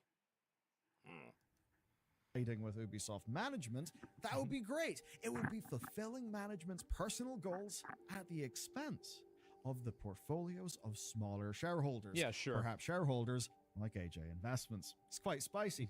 And per the letter, Ubisoft often hid things from their Why I investors. feel happy about this? I think the people are happy about this is because they view Ubisoft as a representative of everything that's wrong with video games nowadays. Yes, it is. Slop, Yes, open world, checklist design, There we daily go. quests in a single player game. Yeah. Pay to win in a single player game, As I said. and it's also like you have to like deluxe editions that are over $100. Like Ubisoft is definitely like if you can think of the Exodia, right, of bad video game companies, you have the head sexual harassment allegations. Yep. The arm, the right arm, you have microtransactions. The left arm, you have woke video game design. That the too. left leg, you have oh, geez.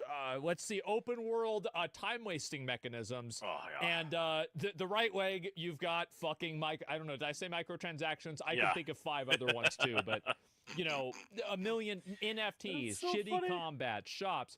Yes, Yeah. by our powers combined, Captain Planet. Exactly. Yes. Captain so Planet. why people don't like this game? I think it makes a lot of sense. Planet. Yeah, why they don't like the company, it makes a lot of sense. And it's also, yeah, you have your own shitty launcher.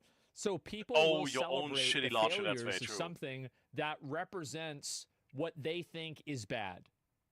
I mean, literally, to play AC Shadows, you need, even if you have an Xbox or you have a PlayStation, you still need to create an Ubisoft account inside your own console, and the game gets started. It doesn't start with your PlayStation. When you go into it basically like it starts with their own launcher. Oh my god. And their other launchers that they had were the absolute trash. They were so bad. They were so bad. They were so bad. I wonder how much money they're sinking into Ubisoft Plus. I wonder how much money they're sinking into that. I doubt highly that they're making any money of this. But they're keeping it alive somehow, and I do not know how. You cannot tell me that there's enough people who bought Ubisoft Plus and then forgot about it, and the monthly charges keep reoccurring, and they're just milking their money with it. You can't freaking tell me that. It's not a cash cow like freaking GTA Online. You can't freaking tell me that. That's it. That's the main reason why they're happy. Is it something that they don't like taking an L? as well. That's understandable. As an example, allegedly Ubisoft hit a deal with Savvy Games. Savvy Games, if you're not aware, are Saudi Arabia's state-funded gaming company. They make a lot of investments. Here's what I think. I think that they're going to these investors because they're fucking desperate. Hold on. According to the media outlet L'Echo, Ubisoft is preparing a DLC for Assassin's Creed Shadow, Assassin's Creed Mirage. Indeed, Egomore reportedly reached an agreement with the Savvy Games Group, a Saudi multinational that invests in video game companies, to develop additional content for the game during a meeting last month in Saudi Arabia. Well, I just mentioned they are lending out their IPs. That will make them money, because if a outside third-party entity, you give them the characters, you give them the data, the raw data, the map, all the tools to build something for them, and you pay us a portion to use all that. You use the characters, you use the name Assassin's Creed, you use our brand Ubisoft, blah blah blah blah blah. And yeah, they're getting paid for that. They're gonna make a deal, and they're gonna get paid for that. So actually, I say the first thing I think that's going to happen after there is some concrete actual evidence and numbers from the AC Shadows full on sale in the next 3 months or so, when the next freaking like conference freaking call happens, their fiscal whatever. I think they are going to put out. They're gonna put out their strongest IPs, and they're gonna send them out and lend them out to other third-party developers to take somebody else a crack at it. And then basically what they're gonna do is, their core teams will work on the biggest IPs, which is Assassin's Creed, Far Cry, and Rainbow Six. These are the three big ones. These are the three bigger major ones. And all the other IPs, they're a little more sub. They will lend them out to other companies, but they will also give them a little bit of the staff, and they're going to work together and all that kind of stuff to coordinate and communicate and all that shebang. And that's how they're going to restructure and refocus the company. I think that's the first thing that they're going to do. I think they know they're cooked. And so, yes, you're going to Saudi Arabia, you're going to China, Tencent, because you need somebody to bail you out. Yeah. Because you know that you're fucked. That's the real reason. So apparently there's a deal with them to make DLC for Assassin's Creed Mirage, but I think a lot more relevant to today, quote, discussions between Microsoft, Electronic Arts, and others that are interested in acquiring IPs from Ubisoft. There we if go. true, that is a perfect wedge issue for AJ Investments. Yeah. And they note this letter says that they will hold a protest in Paris this May, and that if things don't improve, they'll actually sue. Well, here's the thing. They're saying now that they're going to protest. It's not 100% confirmed if that actually happened. Until May, there is still a little bit of time. We still have the rest of March, and then we have the entire April. And if they're actually going through this. So if there is not a significant step forward, or I would say more disclosure for the investors to convince them that, hey, this is what the plan is, this is what we're doing. And also, they need to be honest with them. They need to be honest with them, saying, here, listen, this is the state of AC Shadows, even good or bad. Doesn't matter which one. But if they keep just circling around the freaking bush, making excuses, and still making crazy ass decisions in regards to their management, and not actually letting people, not involving the investors, and not being honest and straight with them, yes, then the strike is going to happen. But at this, I mean, they're saying it's going to happen, but I would say that's in a limbo for right now. Wow. And look, when you examine all of this, it's hard to not see a lot of it as just the final nail in the coffin for Ubisoft. They've had nothing but bad news. You know, even their own shareholders are turning against them. But it's not all of their shareholders. It's a group of them. A group that is led by AJ Investments. And it's not hard to see. Just because you have some investment activist group complaining, that doesn't really fucking matter. What really matters is the quality of the games and how many people are buying them. That's the bottom line. That's the lifeblood of your business. And if that's not happening, you're fucked. That's it. That is the beginning and the end of this conversation. Very simple terms. Hey, Saudi Arabia, want to cash us out after almost going bankrupt for being woke? Yeah, that's basically what they're saying. And you know what? If I was Saudi Arabia, I would say, yes, please, let us cash you out. We'll make the new Assassin's Creed. We can set it in, like Middle Ages and medieval ages like Arabia. And the game is going to have a, dark, edgy male protagonist. And it's going to sell 10 million fucking copies. Prince of Persia, yeah. Yeah, wow, where was that? Is that, geez, I forgot. Yes. How long is it ago that they announced that they want to make a Prince of Persia remake, and we haven't heard jack about that? That's another one, by the way, that Ubisoft botched, because where is that? I am just hoping that we are getting a Black Flag remake, and that it's not just like a graphical update. It also is like, everybody wants a Black Flag remake. Hopefully it happens, and hopefully there's a good team behind it. Rumors are it's the same team that did Skull and Bones, but that was another dud. So we'll see. So you just go right back to what you were doing, and you do it again. What That's AJ yeah, that's the first game. Exactly. Yeah, so of course they're going to be down for that. You're describing the first game? I know that. That's my whole point. Do it again. People buy Call of Duty every year. They'd buy this too. actually doing here. And that's really because they've played their cards, like, openly for everyone to see. It's bloody obvious.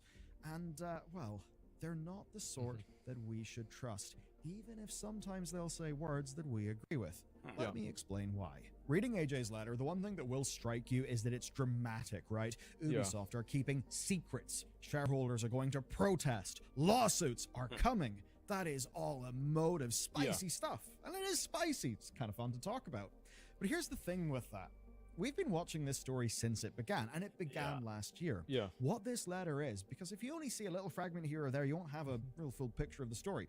What this is just another play in a war game that has been going on for a while.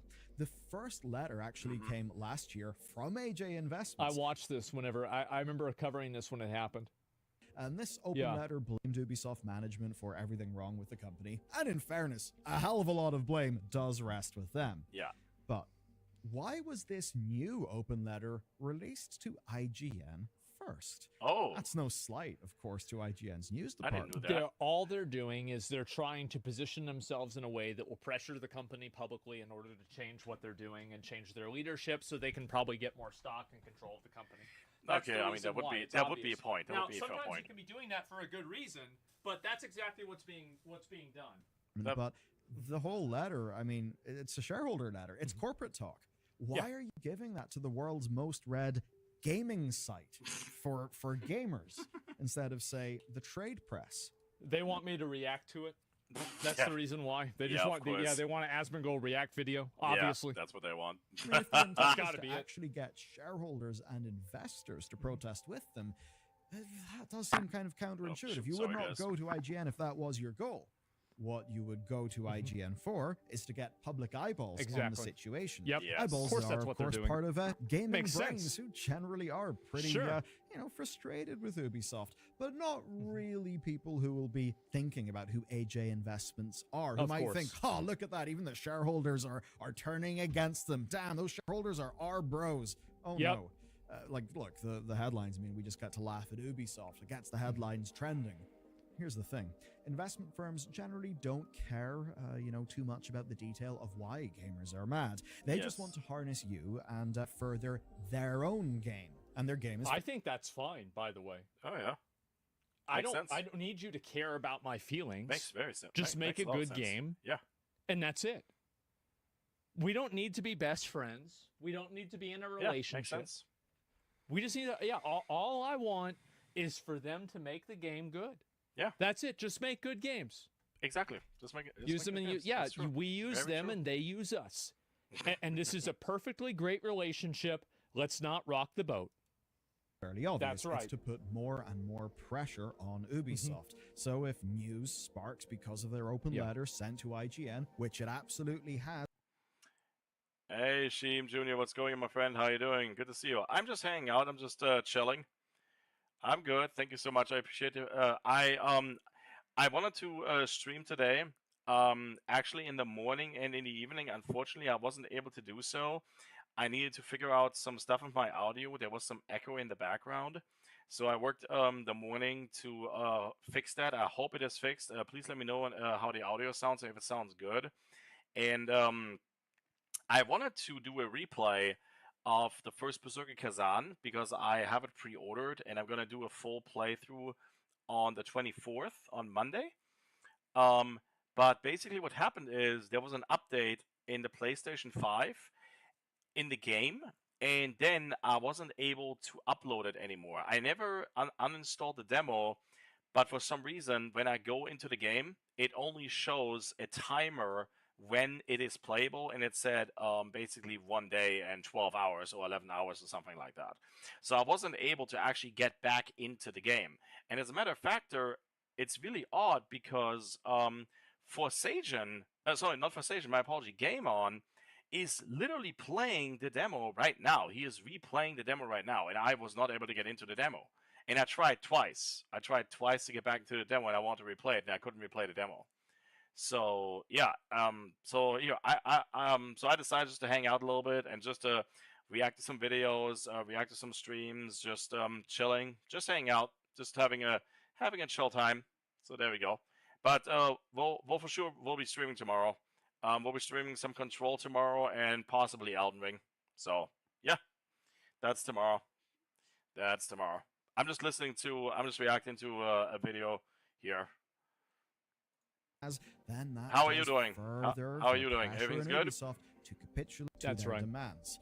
They don't actually need to do a protest or a lawsuit to accomplish that. Yeah. They just need to harness public relations against Ubisoft. That's right. Now, what about the meat of their letter, right? That Ubisoft are meeting other companies. That it's, That's a all lot. secret and spooky stuff.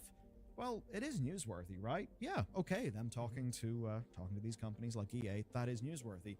But it's also exactly what Ubisoft promised they would do, which was to, again, quote Ubisoft's Which own is words. smart. That's what they review, should be Yeah. doing, quote, obviously, It's right? business. transformation, Yeah, of course. strategic and capitalistic options. Yeah, exactly. Like here, if you're saying that you're going to do something and you're working on stuff, it is your as a business Ubisoft basically. Of course, they're going to talk to other developers and other major companies to look for a solution for their problems, because if they just sit on their ass and basically do absolutely nothing, then it's just going to get worse and worse and worse. So sitting on their ass is not going to help them at all. So of course they're going to go out there to other publishers and they're going to talk about and ask and see if they can find some way to basically build solutions and or basically build a path to solutions and hopefully better in their games, better in their stock and all that kind of stuff. Because if they're not doing anything, the shareholders are going to notice that anyway.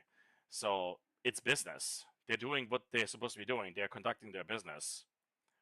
And to kind of cut through business speak, that basically just means layoffs, closures, That and too. possible sale options. Yes. And so far, we've seen layoffs. And I we've think seen they might have to sell off some of their IPs or split the company or do something really big. Yeah.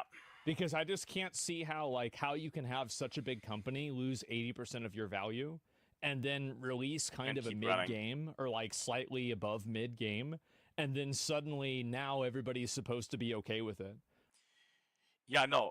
Basically, the very first thing that's going to happen that always inflicts a company, and this has happened to me, the very first step to every single company to save money is to eliminate positions to save money. You're cutting staff, you're cutting hours, you're cutting staff. It is the very first thing that you're doing. It happened to me, literally, because the management of the company that I worked for did some made some very bad decisions. They made some very bad forecasting and also analytics in their financials, and it really failed. It was not very good, it was good in the beginning for the first 3-4 months, and then it went really, really, really down very fast. Yeah. And then also they had a lot of people in their own leadership that they have been with this family, so to speak, the owners for a very long time, and they just let them do whatever the hell they wanted without any repercussions. So there you go. The very first thing that every single company does, if they are in a, if they're feeling that the literally the noose is tightening around their neck, the first thing that they do is they're gonna get rid of people. They're gonna fire people. They're gonna terminate projects and eliminate or terminate studios, close down studios, all that kind of stuff. Because it's not just payroll that they're saving; it's insurance money. It's all the insurance money that they're saving, and it's also all the building costs that they're saving. Because they don't own any. I'm not sure if Ubisoft owns any of their buildings or stuff like this. They lease them. They rent them from other companies, and that's money like water, electricity, all that kind of stuff every single day. Server maintenance, all that kind of stuff. I mean, you have all these computers, so you're gonna have a stronger widthband, all the internet connection, all that costs money. It eats money every single month, year after year after year. So they're gonna cut. They're just gonna cut. And then after that's happening, and you still don't see an improvement in your stock, then you start selling and lending off your IPs. Then you're selling your IPs. Or they're going for the hardball right away and say, we're going to sell our IPs. And then after that come basically the other stuff. It depends. I mean, who knows what they're going to do. I just don't see that happen, man. Yeah, I just don't. They have 13,000 employees. No, well, they have the more. problem, and I think this is also another big issue that Ubisoft has had, is that They have they've more. tried to Hold on. release too many games. Oh, yes. Hold on a It's second. like, stop doing that. You're making too many games. You can't release a new AAA game every single year and maintain a high level of quality. Says you? Yes, exactly, says me. No, what they have been doing is, so let me see here. 18,666. Okay, so let's just say 18,000. They have 18,000 employees. When like here, Guillermo family 14%, Tencent 9.99, 10% basically. So here, look at their subsidiaries. Let's check out the list of their subsidiaries. We have North America, Quasel, Redstorm, Quebec, Halifax, Ubisoft Montreal, Ubisoft Quebec, Ubisoft Sherbrooke, Toronto, Winnipeg, European Studios, Green Panda, Ubisoft Ivory Tower. Oh, Catch App. Okay, Colibri Games, Massive Entertainment. Look at all these studios. Look here. Look, guys. Like, see my scroller? How this? It's in, like it stops. It stops here. It's over half the scroller. They have a crap ton of subsidiary companies that they own and that they run. And what the reason why they have so many employees is when they were developing after I think it happened after Assassin's Creed 3. After Assassin's Creed 3 got released, they developed a strategy to release an Assassin's Creed game every single year after that. And after Black Flag, literally every single year, there was a new Assassin's Creed game. And the only way that they were able to do that is this. All these studios, so there's one main studio that handles the bulk of the workload. All the other studios, they put little tiny puzzle pieces together and work on the little small pieces and send these small pieces when they're done to the big studio and they put it all together. This is how they've done it with the majority of all their games. This is why they were able to release so many freaking games at a time. And this is why they have so many employees. This is why they have all these subsidiary companies. This is why they have so many offices and so many. Yeah, they're burning through staff costs. I don't want to, dude. I don't want to know what their freaking what their payroll is on a monthly basis. Jesus, just for one company, I don't want to know. Or let's say for one subsidiary, I'm pretty sure it's not cheap. Yes, yes, there's too many mid games. It is better to Too many cooks in the focus kitchen. entirely on making one really, really good game Yep. than make a bunch of different games, diminish the brand Yes. value, and then hope that one of them pops off through some sort of like viral, internet marketing campaign. Yeah, It's just not what's going to exactly. happen. What's Station doing? Yeah, it's like you can't just, Is he back? well, if we sell one game and we get $10, we can sell 5 games and we get $50. And we sell 10 games and we get $100. Oh, Oh you my only God, let's make played- 20 games, we'll make $200. Interesting. Okay. You can't do that. Like, you're going to hit market saturation at a certain Yes. point. You will. And I think that they have, and it's also the amount of bandwidth that the leadership has. Because fundamentally, leadership is now being spread across so many different things. You can't do that. Like, it's not how things work. It's not healthy for a company to do that Closures stuff. that They're set up to looking into fail. possible sale options is not really surprising because they literally said they would do that. And when you Yeah. actually read Ubisoft's statement, they Yeah. say that when there is a transaction, the market will be told. And you may then think, Yes. why would you be secret about that? Why would you not announce talks? Well, Insider if talks trading. fail or a deal falls through, Yeah. that can really hurt you as a company. Exactly. That's Just true. ask the Embracer Group. Yeah, Remember they how- don't want to talk about this before it's settled Oh, because if yes. they do, then you're going to have a lot of market speculation one way or another. And it could make the company look bad if it doesn't happen, or it could make the company look bad if it does happen. So they want to save that until it's actually a defined entity. I think that makes perfect sense. Yeah, that makes sense. Yes, absolutely. This is the place we chose for our honeymoon? Now, the listing says it's a modern rustic haven in a quaint. Well, that went for them. So, given the risk, why would investors want Ubisoft to talk? Specifically, these investors, AJ Investments. That's Yeah. pretty obvious. Rumors of a deal will shoot the price up. Yes. This quite literally Every single happened. time. For short-term investors, that is the business model, and you don't even need to take it from me. We can just read AJ's own website. Quote, AJ Investments take advantage of events and take such steps that will help correct and optimize the running of companies. Basically, they capitalize on a problem. They force any solution that raises a short-term stock price, and then they profit. Yes. Yeah, They of don't course. so much care about the long term when they say save the company. As an example, they only started their position in Ubisoft a few weeks before they published their first open letter. Oh, okay. That's what they. Okay, all right. As a significant minority shareholder in Ubisoft Entertainment via AJ Investment, our partners, we are writing to express our deep dissatisfaction with the current performance and strategic direction of the company. The recent quarterly results would include a postponement of key games like Rainbow Six Siege and Division into 2025 lineup, and a lowered revenue outlook for the quarter 2 2024 have heightened our concerns about management ability to deliver value to shareholder over the long term. Share price of Ubisoft have decreased by more than 40% over the last year compared to the rise of its competitors and indexes. Yeah, that's really bad. That's so freaking bad. Really, really bad. Yep.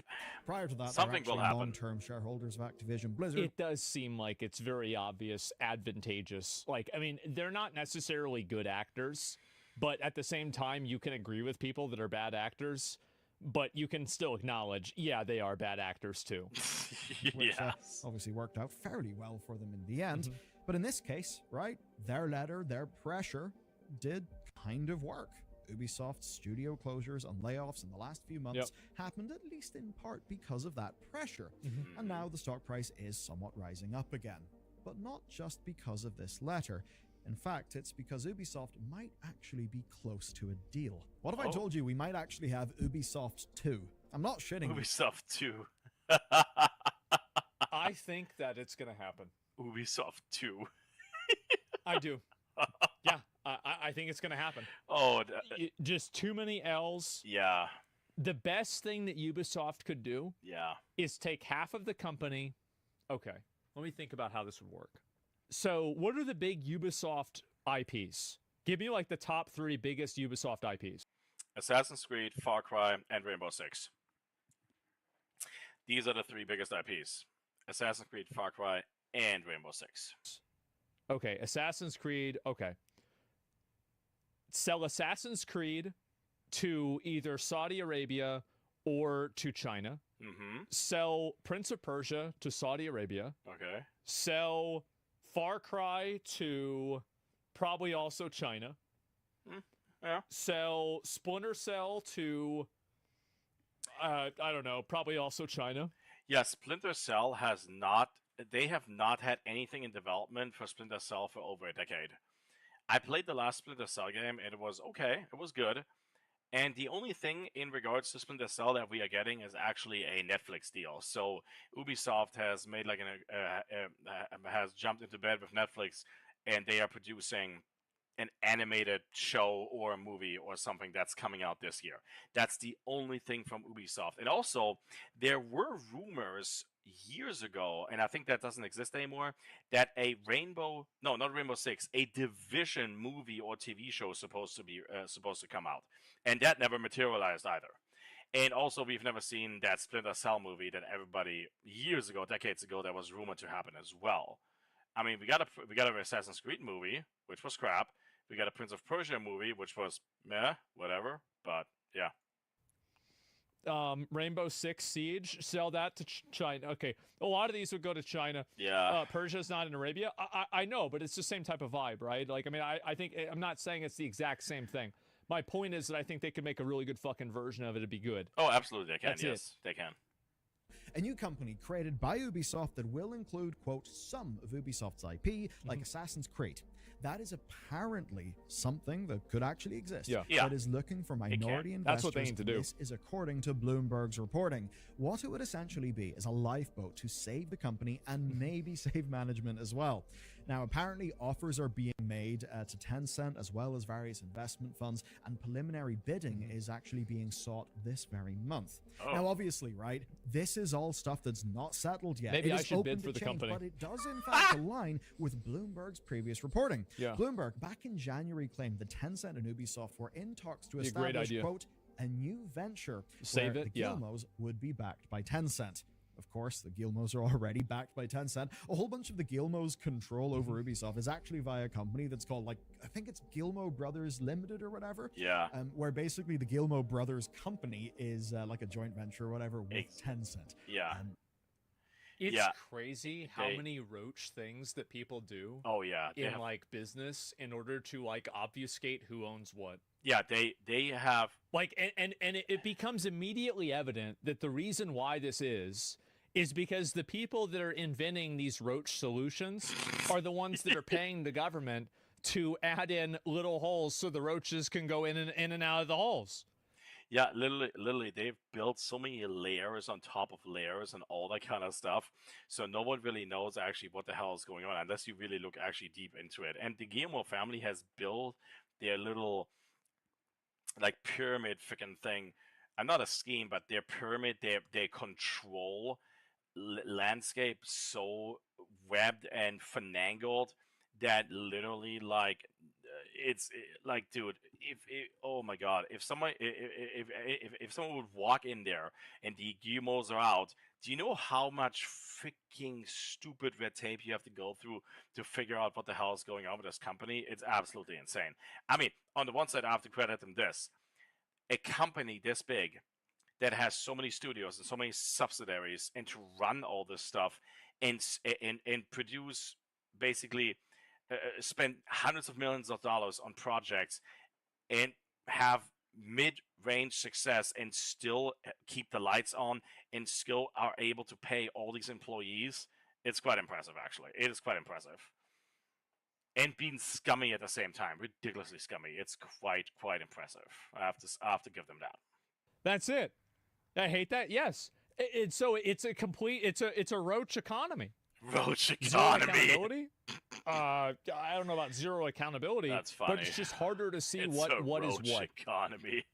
So suffice to say, the boys at Tencent have got decent leverage. As much on the company. I mean, if you they want me do. to be totally honest, I do not want to deal in video game development. Oh hell no! I don't want to manage video games at all. I would manage, like, I'm not passionate about making video games. I am passionate about. TaxAct doesn't care Oh, what which the hell? tax filing software you've used in the past. Let's get Boing, them over boing. with. Boing, boing, boing. Are these pans Oh, come actually on. non-stick? I have the same thought as you. How can a stainless steel pan be non-stick? But Dare I say it? You might have a little bit too many people working on the game. Oh yes. Maybe it's just a little bit too much. Someone has made a video of just the credits of AC Shadows, and if you let the credits roll to the very end, it sums up to 2 hours in credits alone. That's insane. But it also shows how many people have worked on the game and how much money and how much time was spent on it, and the end result is a mid AAA game. Wow. But then you look. You know, it's a little bit bloated. Yeah, just ooh. Like, wow. Like, It's and a keep little in bit mind, bloated. The Concord credits were like an hour or an hour and a half. Okay. And everybody was joking about that, about how bad it was. Ubisoft said, hold up, I can do that better. And they did. I can do that better. No. Ubisoft, and you sort of see, hang 2 hour on, credits. Lots of bits of Ubisoft are actually of a negative value. Well, Yeah. yeah, of course, it actually makes a lot of sense that this sniped away thing, this scalpeled away thing, will actually. This looks like this is like the Chinese or like the third world of Roll the IP for minimal cost. Yeah. It would then license that IP back to the original Ubisoft entity, which would then be doing the development. The new IP holding entity would have lower fixed costs, less risk, and its investors would have more control, which gives them a real good incentive to buy in. It's basically saying, hey, do you want a slice of Assassin's Creed and The Crew and, you know, all these big good things, and not any of that other junk? That could be pretty good for. It's actually crazy that they're doing this. That they're basically saying, like, we give up on making the games. We're just going to own the IPs and register and run the IPs instead. That I think is their best. I think it's actually the best thing that they can do. It is the best thing that absolutely they can do, because this is actually what George Lucas did in the 90s and the early 2000s. Because all these different studios or entities were making basically Star Wars video games. None of it was made by actually Lucasfilm, with the exception in the very beginning. There was stuff, of course, but they basically leased out all the brand IP and let them deal with it, and basically the creative side, and basically like George Lucas was just doing basically the IP handling. And I think this is what's really going to happen. Like, this is basically admitting defeat for them.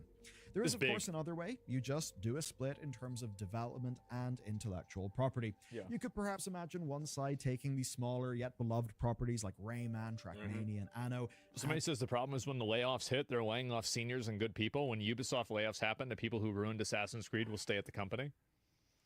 That's true. That's actually very true.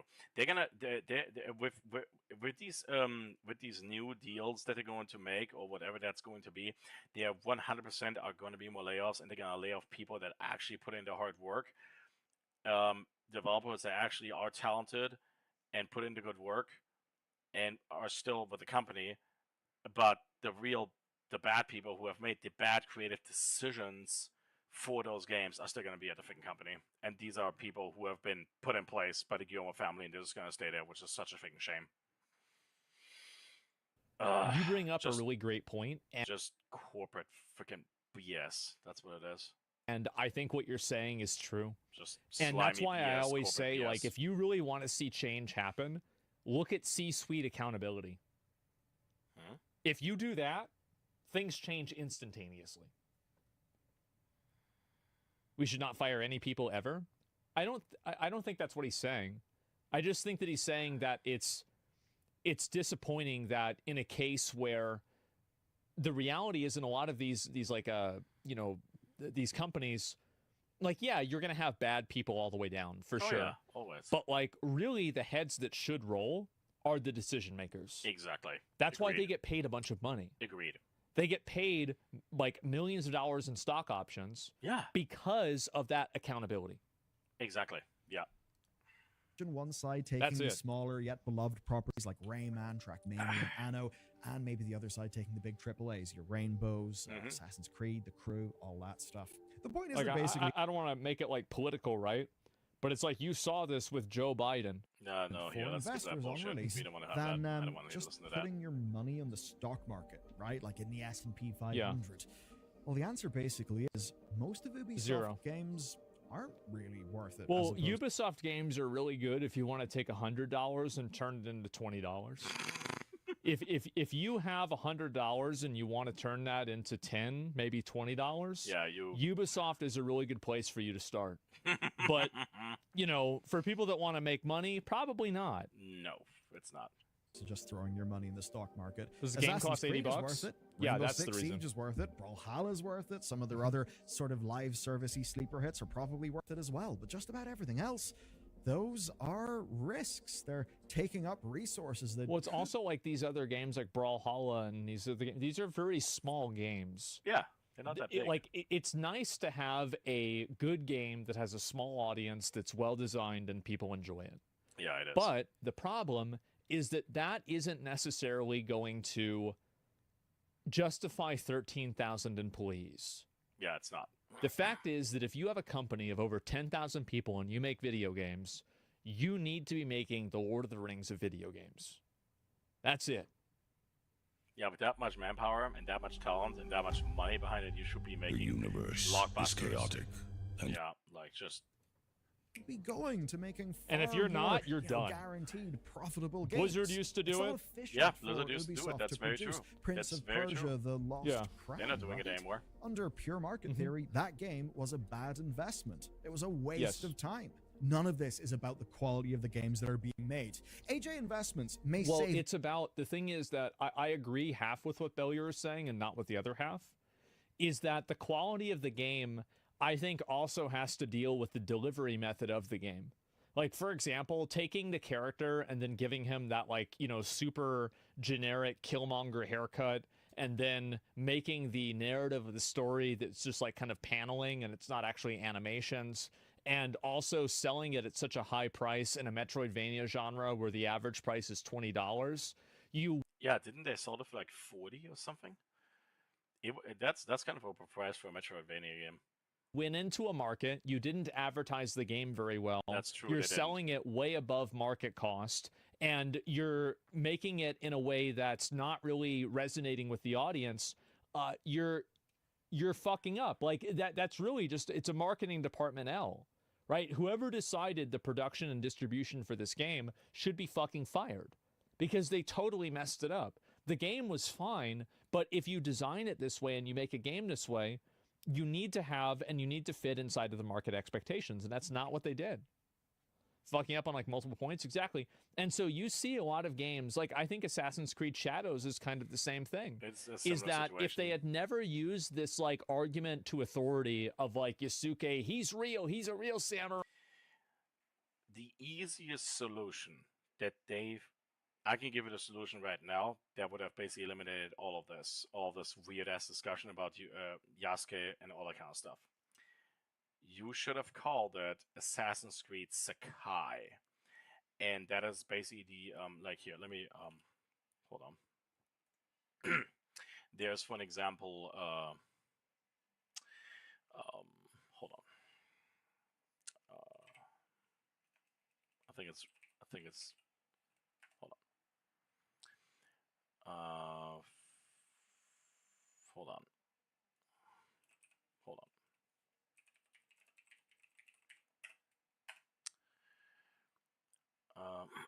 Where the hell?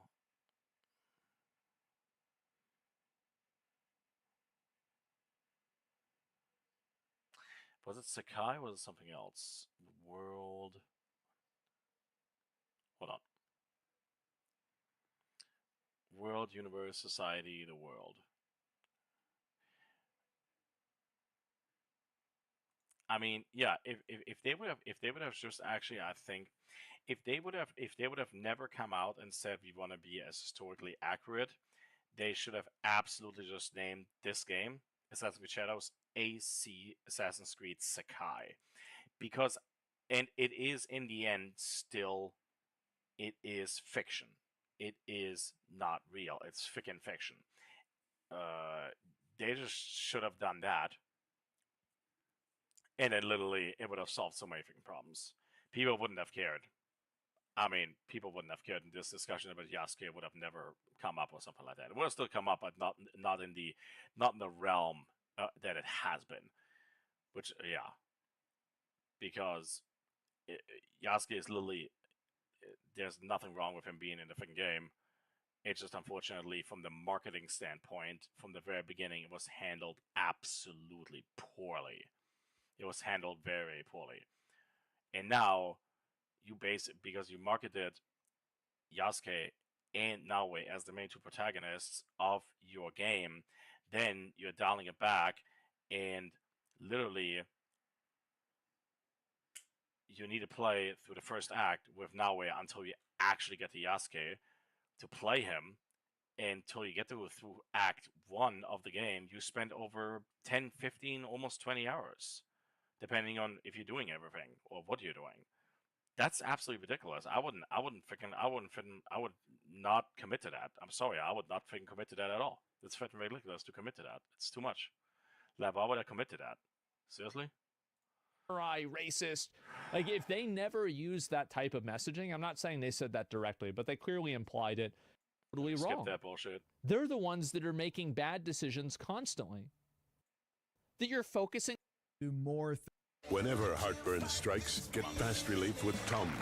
Also try Tums Gummy Bites. Hardy, Jim Bob World Tour. Things to drum up more headlines to try and get a bit more leverage, a bit more control, and turn that pressure into something that they can profit off. Meanwhile, though, on the Guillemot front, well, they might be trying to restructure Ubisoft, doing something with Tencent and potential other suitors to get around this problem. Yeah. Will that be good for the actual games? I don't necessarily think so. I think that anything that involves a leadership change will be a net positive. Yeah, no, that's very true. As long as the Guillemot family has their fingers in their control, if they don't hire new people, or basically they keep their fingers off the projects, let the studios handle the IPs, who know the IP, who know the lore, who know the characters, let them do their job. Don't get involved in any of those productions. Just handle your IPs. That's all the hell you want to do. Let these people, let the developers do their job. Get good management in there who make good decisions for your IPs to represent your IPs properly. Then you're good. But if you leave it, if you're keeping the same freaking cooks in the kitchen, forget it. Forget it. It's not gonna work. It's not gonna work. You're gonna continue freaking like making mediocre games who are overpriced and who are gonna cost you a shit ton of freaking money to make.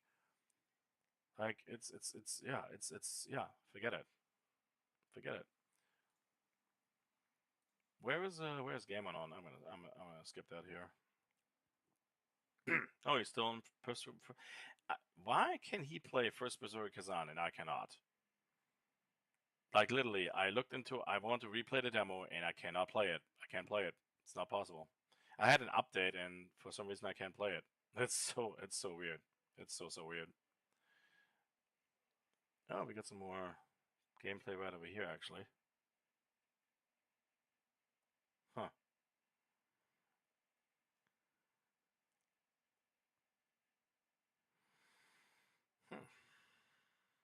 What is this? Ancestry has this feature where you can colorize. God, I hate commercials.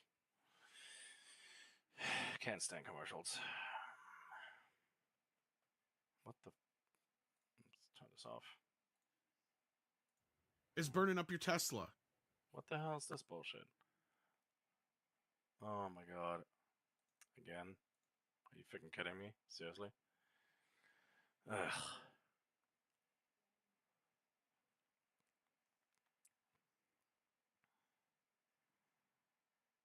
Oh, what's that? Ubisoft has announced that Assassin's Creed has surpassed 2 million players.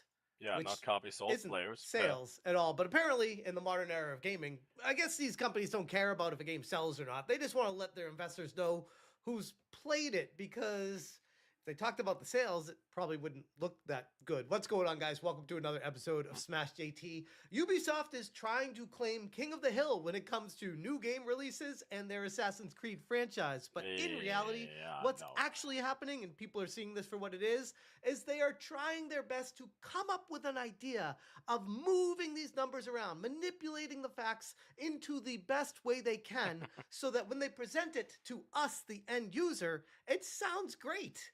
Even if it's not. Hit that subscribe, give me a like, and check out SmashJT.com for the full article breaking down how Ubisoft is trying to claim like everything.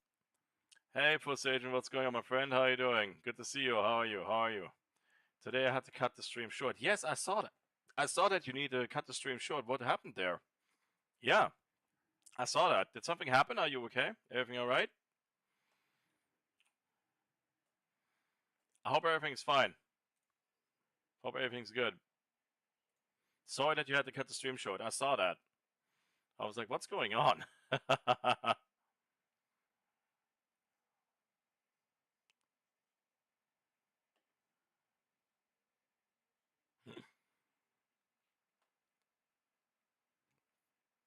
Hey, you know what?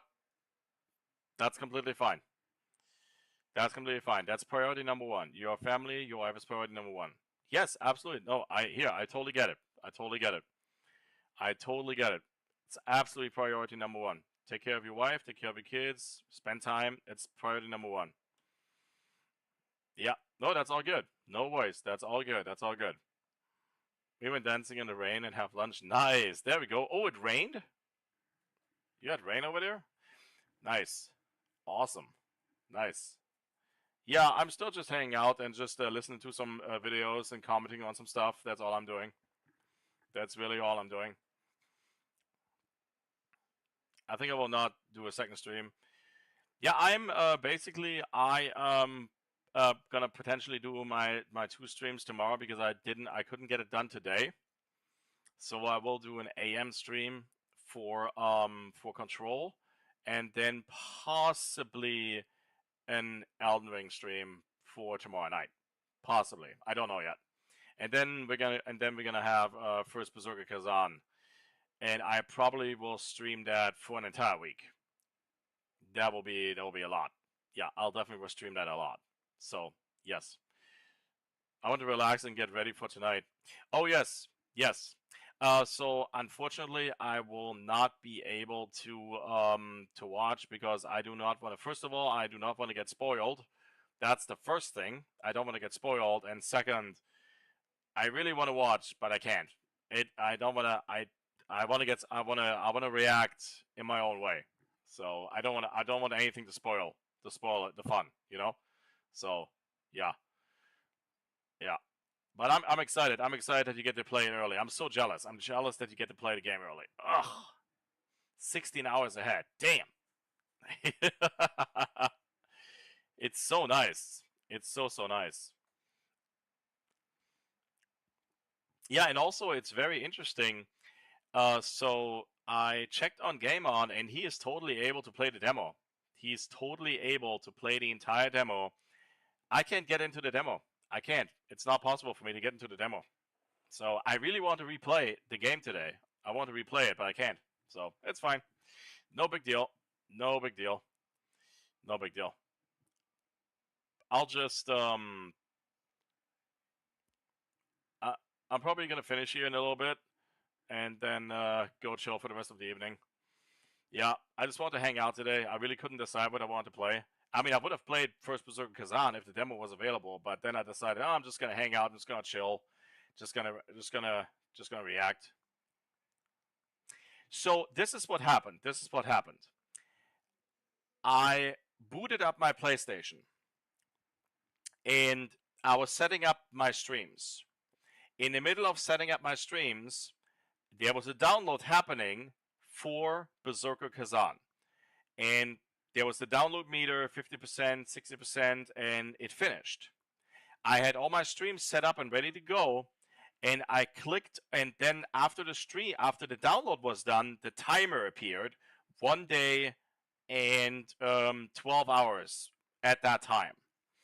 I clicked on it, and it got me to a page where it showed a First Berserker Kazan background with a black bar that showed available to play in 1 day and so many hours. And I tried it live on stream later.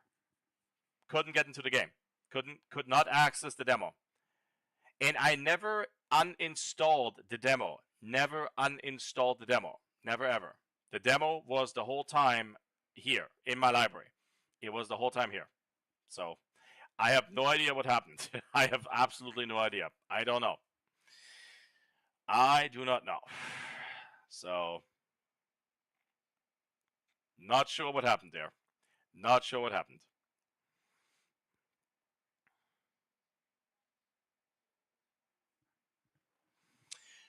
Actually, Game On came up with a video for AC Shadows. I'm actually going to watch that. And this, I want to watch it and comment on it.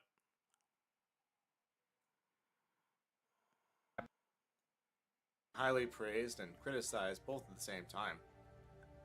I myself have actually enjoyed my time in the game, but from everything I've seen, not everybody has.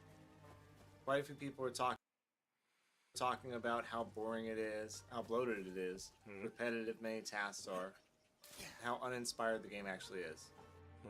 Mostly these opinions are coming from people that have played quite a few of the other Assassin's Creed games, in my opinion. I haven't played a single one except for this. As a first-time entry into the series, for me personally, this has been a fantastic game. I actually have to agree with his sentiment in regards to that he's enjoying the game.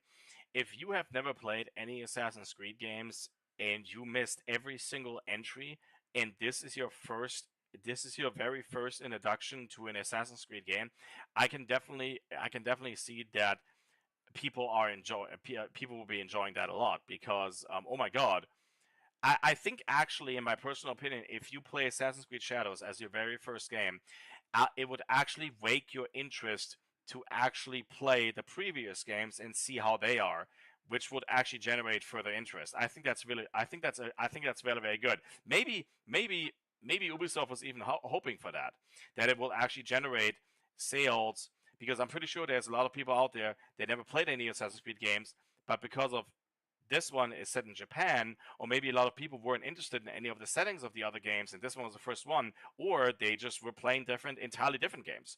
So I get his point in that regard, that him having a great time for the first time playing any Assassin's Creed game is actually pretty cool. I actually like what he's saying there. But yes, that the criticism comes towards the game from a lot of the hardcore fans, or from the general fan base of Assassin's Creed who've played a lot of Assassin's Creed games. Yeah, that's basically me. That's me right there. So yeah, a solid 7 out of 10. My review will come out very, very soon about the game, and you guys can see what I have to say about it. Oh, he right actually there. I won't go too much into it. Nice. Mostly I just want to talk about how everybody feels about the game and what everybody's saying about Assassin's Creed Shadows. Let's dive into it.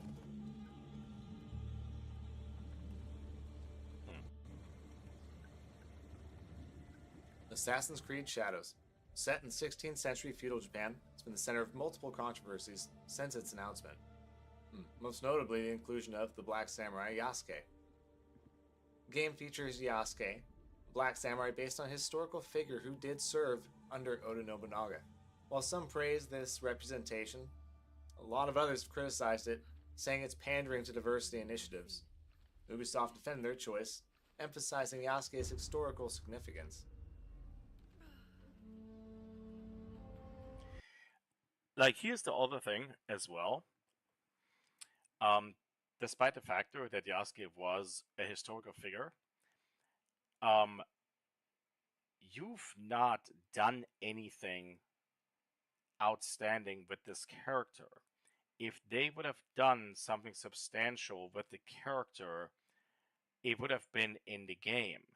Why have you promoted him and Naue as the main protagonists of this game, but you're spending a vast majority, the very first complete act of the game, with Naue and not Yasuke? And also, this is also one other thing actually, that they have not built stories around Yasuke that are intriguing and well. Because in my personal opinion, if you have here, there are so many examples out there for great storytelling for Yasuke. First of all, what's it called? If anybody is an a fan out there, Afro Samurai, voiced by the great Samuel L. Jackson. It is basically almost like a representation of basically science fiction, or basically not science fiction, like fantasy accurate representation of the character Yasuke. There is actually an anime show called Yasuke from Netflix, which is actually good. I really enjoyed that one. I really like that one. First of all, the animation is beautiful. The voice acting is really good, and also the action scenes and the fighting scenes are really good, and the story around him and what he's doing is really good. And this is, I think, one thing that I think is also rubbing people the wrong way. I mean, the social media and everything is just over exaggerating all the other aspects. But if they would have presented Yasuke with a really good story, with a really good, compelling story, and then also with two different sides of the coin. You have Naoe, who is a shinobi, and he is a samurai. If you would have differentiated these two things completely, also in the storytelling, it would have been more compelling for AC Shadows, for the game as a whole. Because what I've seen is this: that Nobunaga gets his head chopped off. He commits seppuku, and Yasuke is chopping his head off as his final act for a warrior's death. And then just shortly after that, Yasuke was the one who went and killed and slaughtered under Nobunaga Yaga, literally innocent freaking people of Naoe's clan and family and friends and stuff like that. Oh yeah, we're just gonna glaze over and forget about it, and then all of a sudden, like, oh yeah, we're gonna work together. And then in their missions, they never actually are. There's the choice of if you want to play with her or with him, and all of a sudden, if you pick one character or the other one just disappears and vanishes. It's like beamed out of existence.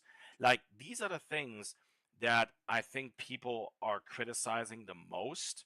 That are, these creative choices have been taken inside the game that absolutely do not make any freaking sense. So, yeah. Because I would have loved to play Yasuke if they would have had a great story, a compelling story to tell, and a comparing story difference between both those characters. You have one shinobi story and you have a samurai story. And if they would have made that in a compelling, incredible way, with the two actually being at a crossroads and somehow find a way to work together, but not immediately, over time. I mean, here, the main story apparently is over like 40, 50 hours if you do a lot of stuff. Hello, freaking Red Dead Redemption is almost like 80 hours, and they did. I mean, here, the sad thing is that they couldn't even create a good story for their main protagonist that they were pushing in their marketing material. And just to put that out there, GTA 5 with 3 characters, you didn't have a choice in who you wanted to play with the story, but you had a choice. Every single character had their own story, and each one of those characters was intriguing and compelling, and they were both not agreeing with each other at the same time. Because there's Trevor, who's this major freaking ass who doesn't agree with freaking anybody because he just freaking, like, he basically is just a dick. But the thing is, they're working together to achieve their common goals. But even and there's crossroads there all the time, and they couldn't even do that here. So it's uninteresting. It's not compelling. It's not good storytelling. Like here, how would you feel when you go into a story or a TV show, and every single argument gets smooched over, and there is no actual, like, compelling confrontational interaction between characters? Because it makes for, basically, I generate discussion. Everybody agrees with everything. Yeah, you're right. Oh yeah, no, we forget about that. No worries. Let's go. Let's work together. Let's do this. It's fucking boring. It's freaking boring. It's just freaking boring. And that's actually that's my main reason why I had a feeling for some reason, because AC Shadows, let's say the Assassin's Creed games have not been the best at writing stories over long periods of time, because I think Ubisoft has really lost a lot of their good writer talent over the last over the last decade. But literally,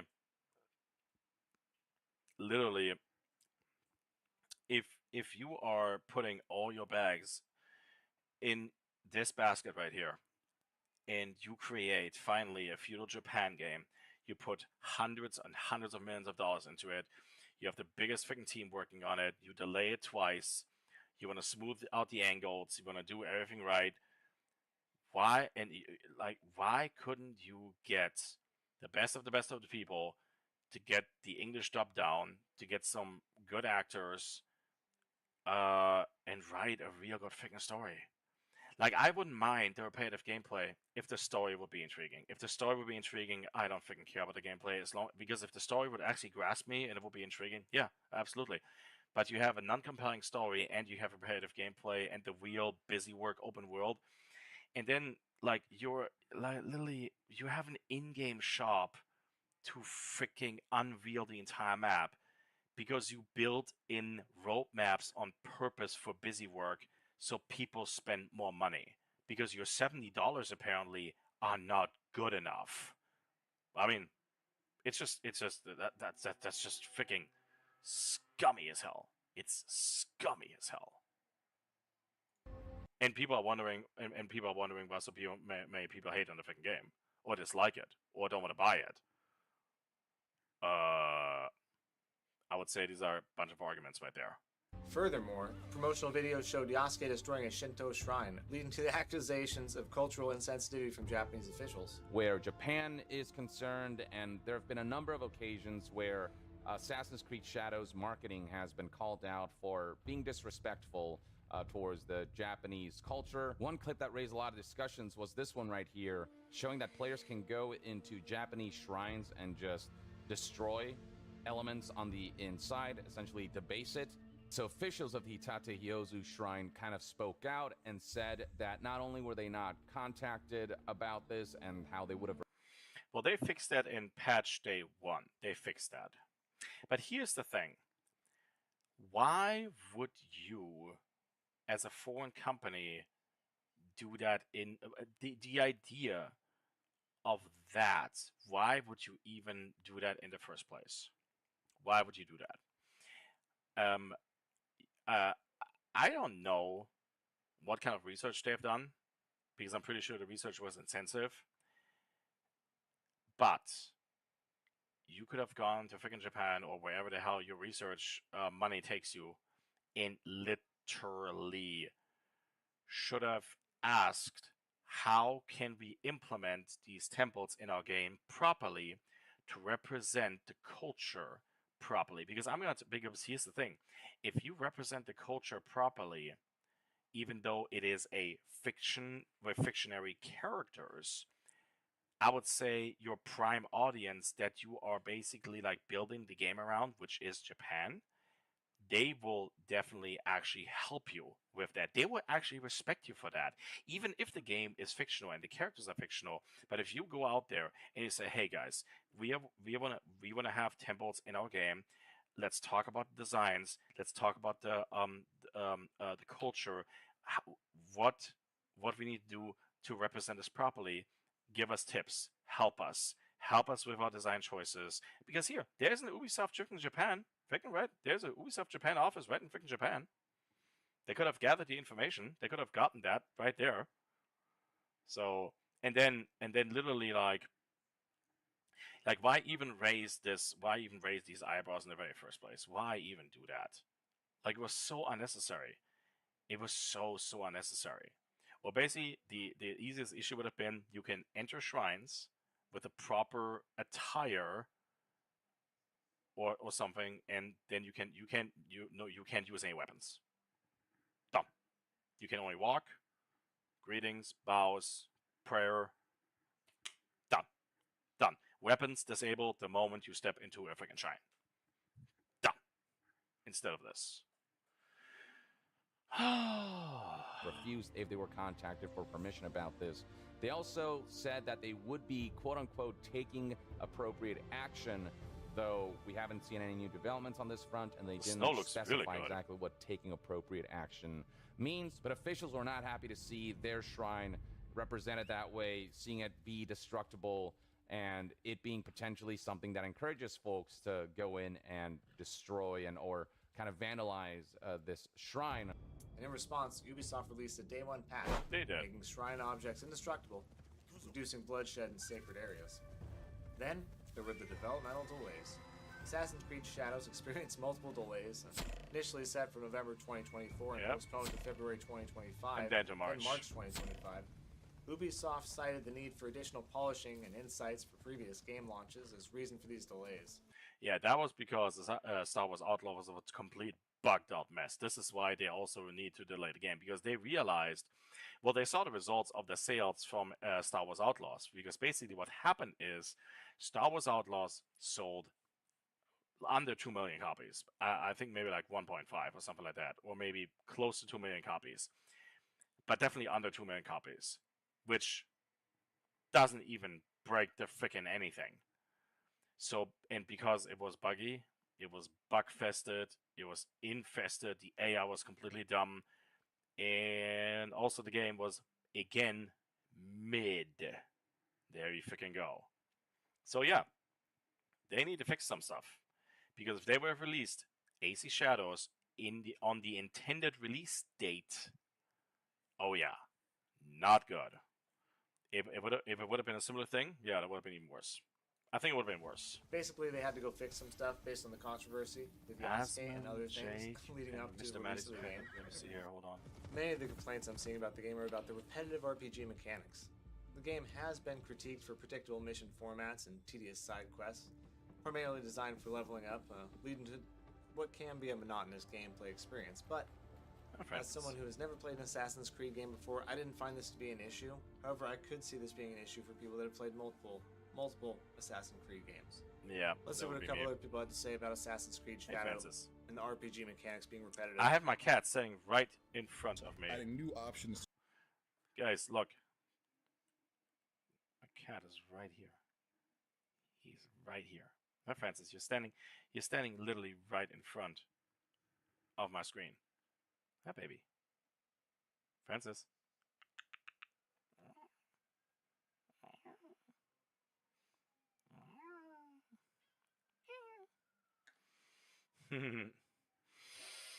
She's literally standing right in front of my screen. Oh, it's funny. That's funny. To their skill trees. Not all these events are exciting. The best way that I can explain my frustration with stuff like this is that it feels a lot to me like it's kind of turning a game into QWOP. Where What? like individual things that you have to do become problematic, but the introduction of these problematic elements that make them more complex doesn't actually add any gameplay. Okay, I didn't really listen to this. The one thing, though, that I already noticed, the one thing that I noticed in the very beginning is this. Because they limited the parkour elements of the game, which I think was a big mistake. Assassin's Creed has always been about parkour, and that you can free roam around the world. And this is not a small map. I would say at some point somebody's going to do a map comparison of all the AC ones. I mean, it's already out there, but they're going to update that with this one. I'm pretty sure it's not as big as Black Flag, because Black Flag and I think AC Valhalla were the biggest ones. And also, and I think Odyssey I think it's Valhalla. I think it's either Black Flag, then Valhalla, then Odyssey, and then comes Origins. So I think this map is about the size of Origins. Or maybe a little bigger, maybe a little smaller, or about the same size. So basically, when you're building such a vast map and such a vast open world for people to explore, and we are talking about, and this is the word here that I'm actually specifically using, explore. Why would you limit the parkour abilities of the characters, of your main characters? Let people roam free, let them explore, and if in some regions bosses or enemies are stronger and you get your ass kicked, they will They'll realize that very, very quickly. Okay, that's like players aren't dumb. And here's one thing that immediately annoyed really something to me, which really speaks to really kindergartening, hand-holding development. They put yellow paint color spots and bars, wood bars, on actual trees. So planting wood on top of trees that's marked yellow for you to climb, so the player knows where to climb at. We are in like, okay, can we please be honest? 2025. People aren't stupid. Players aren't stupid. If you give them the ability to parkour, they will figure that out. They want to figure things out. People don't want to be held by the hand the whole freaking time. It becomes tedious. It becomes repetitive. It becomes boring. It really becomes boring. And this is what they've done. They've done this. They restricted your parkour movement elements. You cannot go everywhere. You can't climb everything in the game. And then you put these baby kindergarten markers out there. Like, you realize who is playing your game, right? Not 11-year-olds, not 6-year-olds. It's a mature game, rated mature, where there's blood and dismemberment. So we have adult people playing these games, age 18 and up, maybe 16. And do you think these players are stupid? It's really infuriating. It's, oh my god, it's dumb. I like, why make such a stupid design choice? Why? Because you're taking something great away, or you're minimizing something great from your own core game. Like in AC Origins, I can go freaking anywhere, and it gets what? It feels freaking great. It feels freaking great. And if I go off the beaten path and get my ass kicked, that's on me. But guess what? It's entertaining, it's great, it feels great, and it's also for a lot of fun. They freaking go. You're taking the fun out of the freaking game. You're purposely taking the fun out of the game. It just makes things more tedious, and it makes them take longer. Thank you, and tedious. It makes you have to keep track of more things. It's like slop. Yeah, it's like slop. Just like extra padding. This game was starting to become that because it is so, again, rinse and repeat. And that rinse and repeat really comes not even really from just this game and some of the design issues and the problems I kind of went in depth with in that video, but it's kind of also a buildup of frustration with the last couple of games. And not necessarily because they're not like the old Assassin's Creed games, but because there's so many aspects to them that just felt so kind of frustratingly by the numbers and bloated and drawn out for no reason other than to keep me playing, and maybe even, hopefully, probably Ubisoft probably hoping that maybe I would buy a microtransaction or two along the way, while also spending $70. You see, that's I think is the biggest. Hold on, give me a second. This is, I think, one of the big scummeries that also a lot of people are frustrated by. You are charging you are not charging anymore $60. This was the old days. You're charging $70 full price for a AAA development game, and you're building in purposely roadblocks into the game to make people grind. And if people don't want to do that or want to save time, you build in time savers that you can buy in the shop for actual real money, or you have to buy the in-game currency with actual real money and then buy those time savers or whatever the hell it may be. Like, here's the thing. They already implemented these things in AC Origins, they implemented it in AC Odyssey, and they implemented it in AC Valhalla. They just tweaked it here and there a little bit because it really got out of control. And here's the thing. People notice that kind of stuff. If you are you just put a large, massive world out there for people to explore, and the majority is actually empty. If I continue with my AC gameplay walkthrough, you're gonna see that a vast portion of the surrounding map is actually very vast empty. But it makes sense. It's Egypt. But at the same time, with Odyssey, they had the same effect. They had so many mega huge ocean parts in the game. They were essentially just useless. They were not there for any purpose. They were not there for any purpose.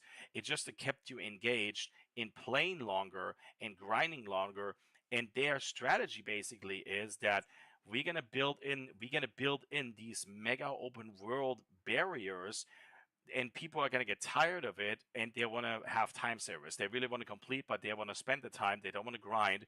They want to get there, and hopefully with a little bit of luck, we get enough people to actually buy these time savers and literally get us more money on top of these $60 that they already spent. And remind you guys, AC Origins and Odyssey and Valhalla were priced at the original pricing of $60, not $70, and then later on the special edition box and collector's edition, all that BS. There you freaking go. And now it's $10 more. So yeah, and by the way, Origins and Odyssey is a better game than this, in my personal opinion, because I played Origins and Odyssey quite extensively. Valhalla, I'll play like less than 15 hours, I think, because it was just a button smasher. It was not good. I didn't enjoy it as much. Also, the story was absolutely not compelling at all. So yeah. Moment where it's like my impressions are kind of my final thoughts, because I'm not going back to AC Shadows because I've reviewed games for half my life. I've seen Ubisoft games time in, time out. I reviewed them constantly. I know this song and dance. I will just confidently say, I'm good, y'all. No, and that's another thing. That's another thing that I already knew from the very beginning. This was my main reason why I decided not to play this game, why I not decided to spend money on this game. I knew that I didn't give a crap about Yasuke. I knew that outside of the controversy and all this temple stuff and what was going on, I knew that it will be generic Ubisoft formula, world building, gameplay, fighting mechanics. It will be meh and mid general. That's it. And I knew that I'm better served saving my freaking money and not buying it and not engaging with this, because literally, if I would play this right now, I would literally feel ripped off. I would enjoy the world because it's beautiful, but I need to do more than just look at a beautiful world. I need to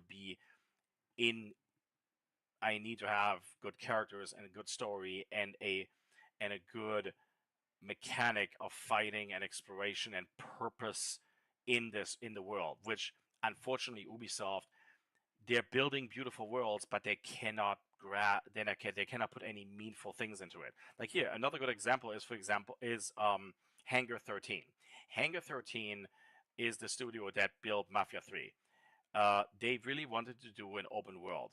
I'm gonna tell you guys, I played Mafia 3. I never finished it because unfortunately it was exactly what this is. It was tedious, it was good to look at, but it was not a compelling story, and the characters were compelling, but unfortunately it was very bland, it was very nuanced, and it was very empty. There was nothing in there.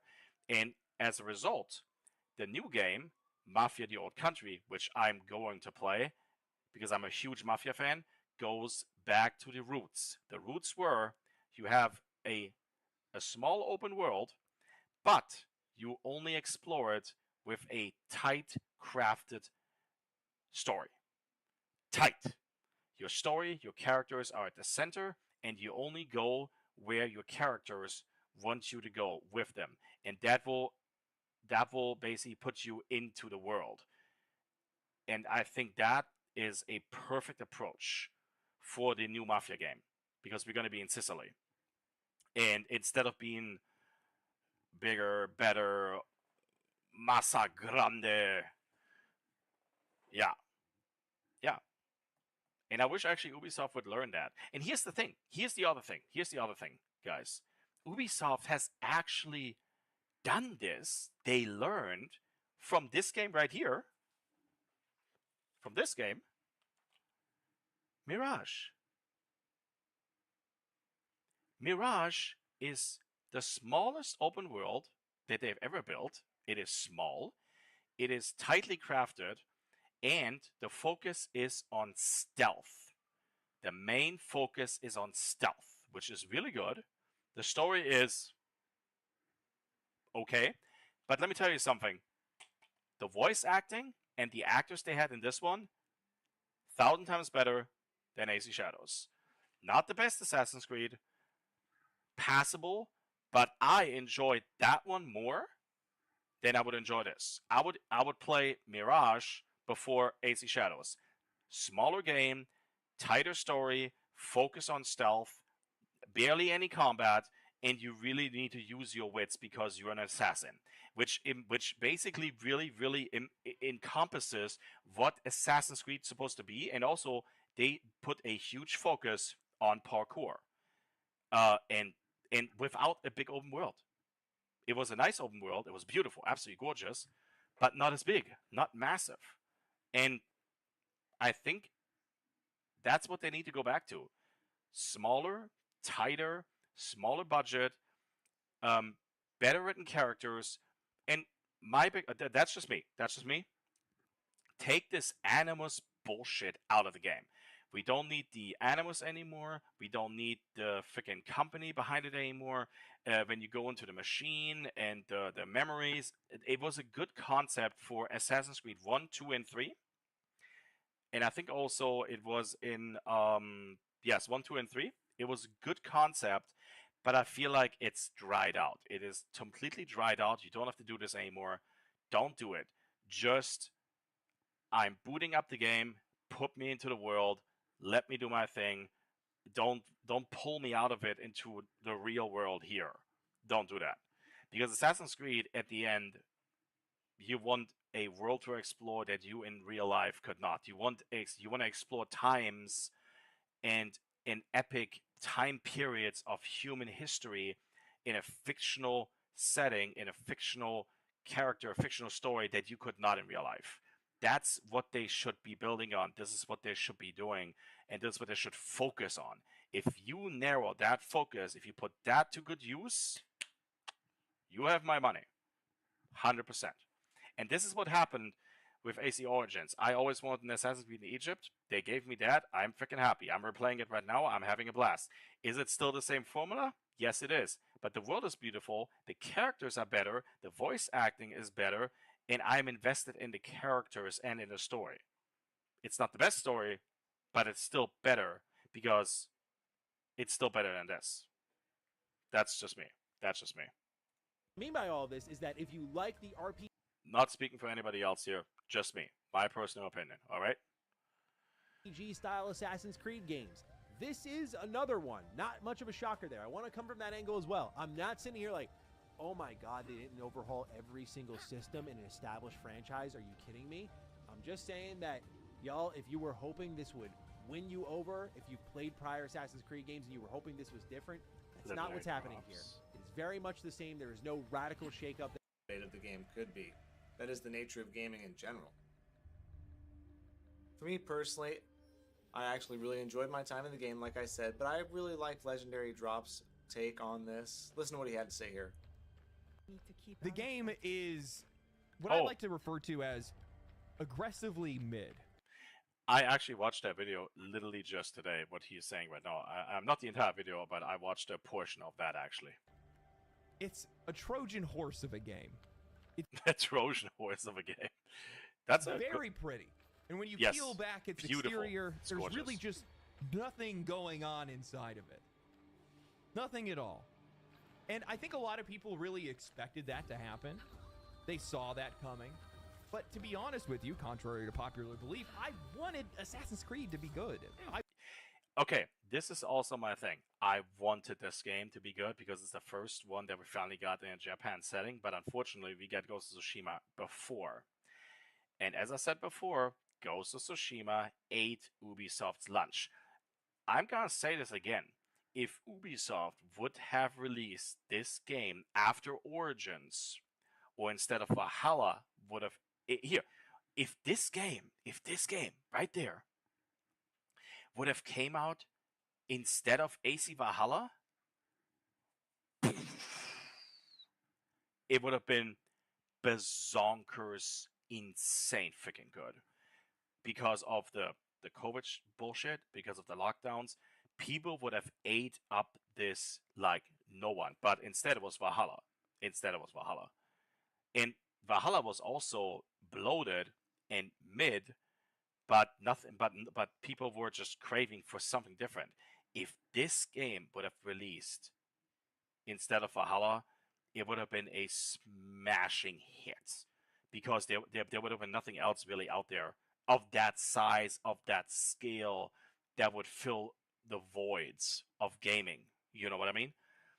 So yeah, I wanted this game to be good, but gonna say it, Ghost of Yotei is gonna be better. Ghost of Tsushima is better. They can't even hold a candle to Ghost of Tsushima. Yeah.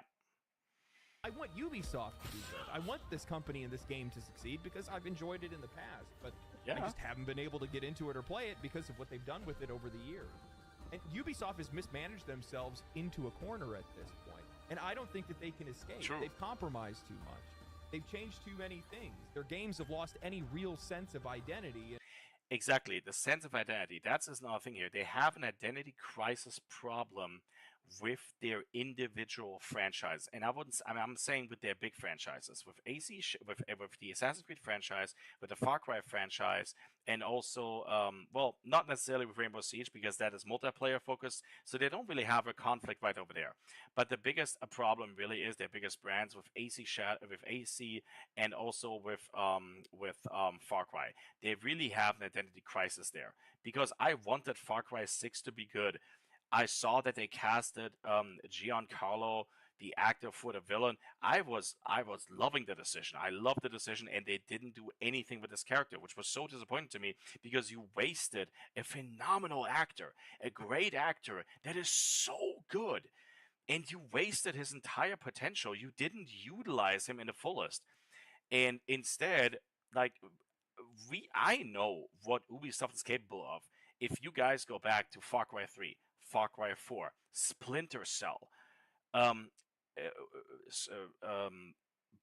Assassin's Creed 3, Black Flag, or Origins even, like, they know what they're doing when they really know what they want, and when they don't have an identity crisis, when they really know what they want and what they're focusing on. They have proven that their games. I'm gonna here, guys. If you're looking at the face animations of AC Origins, they look better than AC Shadows. Not the world necessarily, but the face animations look better. The voice acting is gorgeous. You can feel the emotions of the characters when they say something, and it's not robotic. It's not forced. It doesn't sound like it was written by AI. Let's just say it like that, you know? And that's literally what it is. They need to figure out what their games are. They need to refigure out and realize what's the idea, what's your ID, what is your identity, what's your brand. I mean, and I think also this is why they have not released a Splinter Cell, because they don't know what to do with it. I don't know how that's possible, because they own the entire rights to Splinter Cell, to Tom Clancy's Splinter Cell. They can grab a book right now and just integrate an entire story and make a video game out of it if they wanted to. Like, if you announce a new Splinter Cell game, people will buy it if it's done well, if it's done correctly. A new game release isn't going to fix that. That being said, I do think that there's a couple of key points that we can touch on specifically with the game, and that is that AC Shadows, as you can probably tell, represents a massive investment for Ubisoft. I mean, by all metrics, if you count marketing, if you count the long development cycle, the delays of this game out of its initial release window, this game probably represents somewhere between $350 and $450 million for Ubisoft. It's a massive, massive project. Yeah, Francis, what is it, baby? Oh, I'm so sorry. I'm gonna fill up people in a moment, baby. I'm so sorry. Now, just just think about this for a moment. And this is also another thing that is actually disappointing to me, and also I think disappointing to a lot of actually people. And it's actually more disappointing for Ubisoft. You invest $300 to $400 million, and you develop, and you put that money, and you develop a game for 5 years. That's a long time and a massive amount of money to develop a game. If I would have that kind of money, I would expect the sky. I would expect nothing but the absolute best. But unfortunately, now too many times, Ubisoft has released mid-games and the development has been long and the cost has been very high. And that is unfortunately something that they cannot do anymore. That's something that's done. If this game needs the development, let's just be gracious and say they spent $300 million on this without marketing, okay? And by the way, the delays, both delays of this cost them between 30 to 50 million. The two delays. If you need over 5 million copies sold to break even, because Sony and Xbox and Steam have percentages that they take from every single sale. And I think there's a 20-30% fee that Sony is taking from the PlayStation Store before, and the rest goes to Ubisoft. So just think about that, and then you'll have basically like how many copies you need to sell to just break even. If they break even, I'll be very surprised. If they break even, it's not going to move anything. It's not going to move the needle. It's not going to move anything. It's not going to move the stock market. If they break even and do a little bit of profit, it's not going to change anything. It's just going to show that 5 years of development and all this money just to break even, that's not worth it. And if they don't break even or they barely break even, not good enough. Like, when you're putting so much money on the line and you're developing for such a long time and you're getting a mid-quality, you're not getting a 6 or a 7, you're getting a 5, and you're getting that on a constant base now, on a consistent base now, that's not good. That's not good at all. That's very bad. That's not good at all. Still, it is a massive, massive investment for Ubisoft, and it's one they are counting on because they've had a number of pretty high-profile flops recently, that too, which are hard to just ignore. Notably, most of these flops were in franchises and IP that were previously considered slam dunks. Almost like if you put something out in that IP, it could not fail no matter how hard you tried. Yeah, but here's the thing. If you are, first of all, if you are borrowing the IP rights from another company like Star Wars, you need to pay Disney and Lucasfilm substantial amounts of money to handle those IPs. Then on top of that, your creative structure is going to be limited in regards to certain characters and things that you can do, because the company that owns the IP will still tell you what you're able to do and what you're not to do. So your creativity is restricted. And then, of course, they're going to take a bigger piece of the pot, potentially, from the sales, whatever you're selling it for. So the thing is, if you are, and here's the thing, Star Wars Outlaws should have been actually a slam dunk, but that also is in fault of Disney. If they would have not diluted and pissed off the Star Wars community so badly, if they would have had goodwill, they would have had good Star Wars movies and good Star Wars TV shows, and you have goodwill, the company is healthy, the brand is healthy, people are watching it, people are buying stuff, this game would be a a no-brainer slam dunk, but it didn't. It was a flop. It was a flop. It sold less than 2 million copies. And that game right there definitely cost them over $100 million to make, plus 3-4 years of development. That's not good. That's not good either. So yeah, not all these signs are bad. All these signs are not good, and all these signs reaffirm, unfortunately, the bad picture of Ubisoft. Basically, now, before Valhalla, Ubisoft, I went to the E3 and I was at the presentation for Ubisoft Origins. Ubisoft was praised in every single way. The press was there. I stood in line twice for 2 to 3 hours to play the demo of Origins. It was absolutely incredible. Gifts here, goodies there, all that kind of stuff. I'm gonna tell you, like, if Ubisoft was on, they had a huge booth. If these guys were on it, you were like, oh yeah, they have something cooking, they know what they're doing. And now it's the entire opposite. Like, goodwill and brand recognition has been severely damaged. Severely damaged. Like, yeah. Yeah. And it's a little bit of a different effect with Rockstar. Rockstar is also a scummy company, but with a major difference. Rockstar only has 3 major properties. 3. GTA, Red Dead Redemption, and Bully. So guess what?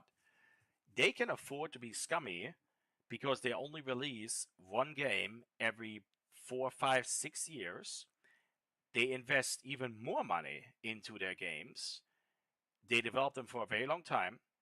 They make sure that everything is perfect. Perfect to the nail. Perfect to the nail. In 24 hours, they sell over 10, 15, 20 million copies. They make $1 billion in 24 hours or less. Or in the first week, they make $1 billion. And then the rest of it is all freaking profit. And the long time engagement and the games are so big and so large that the players have 80 to 100 hours to play these games, long time engagement. Then there is DLCs coming, not DLCs, then there's multiplayer coming. Like, there's a reason why GTA Online is their cash cow and why they can do what they're doing. They have a cash cow that's scummy. They feed the game to players. And then literally they develop their game. They take their sweet time, and they can take as long as they want. I don't care if they don't release GTA 6 this year. They can release it in 3 years. It doesn't freaking matter. But I know I'm gonna get prime quality of a game. I'm gonna spend hundreds of hours in it, and I'm gonna have a blast. So literally, and this is not what Ubisoft has been doing. They've been having too many cooks in the kitchen instead of having one big chef saying, hey, this is what we're gonna cook, and we're gonna freaking kill it. We're gonna freaking kill it. And it's gonna be big. With champagne and fireworks and everything. Tomahawk steak quality gaming. This is not Tomahawk quality game. This is cheap filet mignon. Sorry. Specifically Star Wars Outlaws, Star Wars being one of the biggest IP in the world, and of course Avatar Frontiers of Pandora. It really didn't do particularly well. Star Wars Outlaws really didn't do particularly well, and even games that Ubisoft has put out recently that were critically acclaimed, like Prince of Persia: The Lost Crown, which was by most accounts one of the best platformers in recent years, even that game failed to really reach a wider market and turn a profit by most analyst estimations. And that actually, and that's where it comes back to identity crises with their own IPs.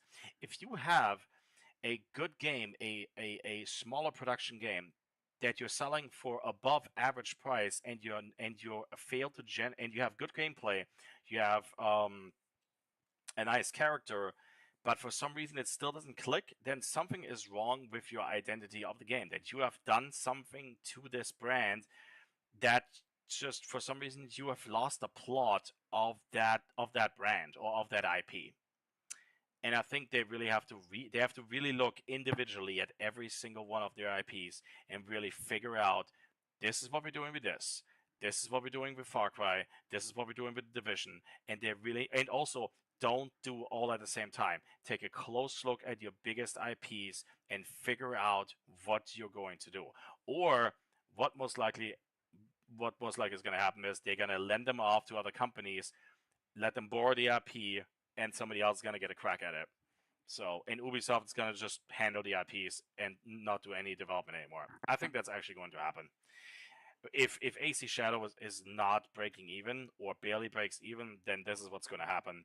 The IP will be lent off to other mega producers like Tencent or whatever, and then yeah, we'll see. Yeah, but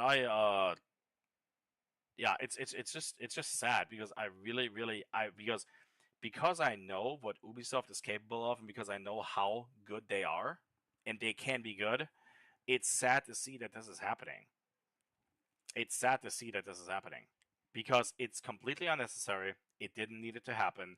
They could have had a complete blockbuster on their hands like this if they would have focused. Just too many cooks in the kitchen, too many decision makers, too many cooks in the kitchen, too many things going. Yeah, and also here's the thing. Also, it's hubris.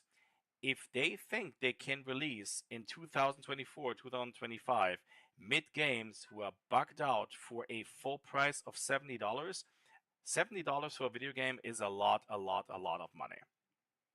Not everybody has that money. And not everybody has the time to play a $7 game that's mid. They just don't. People just don't. No, they don't. And that's not good. That's not good. It's not acceptable. It's not acceptable in today's market. And people speak with their wallets. And when they speak with their wallets, that means they either don't care about the game, they don't care about, they care more to spend their money elsewhere, and that's what I've decided. I decided to spend my money on First Berserker Kazan because I love the demo, and I'm gonna love that game. I'd rather go back to Elden Ring. I mean, here, any other game out there right now could be mid and not good. Guess what? I'm not gonna spend any money, and I play Elden Ring. I'll play Elden Ring for another 100 hours. I paid it for full price, and I put 700 plus hours into Elden Ring. That right there speaks volume. That right there speaks that that From Software knows what their IP is and what they're going to be doing with the future of their other IPs. They know their IPs. They know what they need to do. Same with Lies of P. Lies of P knows what they're doing. Black Myth Wukong. They know what they're doing. They know their IP and they take their time to develop everything correctly. They know what they're doing. They know what they're doing. And also, I don't know about development costs for Berserker Kazan or stuff like that. I have no idea. Or Lies of P. But if you're developing, like best example, Kingdom Come Deliverance 2, Black Myth Wukong. Both these games were made under $100 million. Under $100 million. Took long time to develop, 5-6 years or something, but slam dunks. And that's worth a lot. You will, if you literally, that will gather so much goodwill. If you have a slam dunk game and you develop it for under $100 million and you make, what has Wukong sold right now? 25. Wait. How many millions of copies has Wukong sold already? Black Myth Wukong? Let me check here. Like, everybody is going to get that DLC. Everybody's going to play the DLC. Everybody. Where is it? Let me check here. Sales. Sales.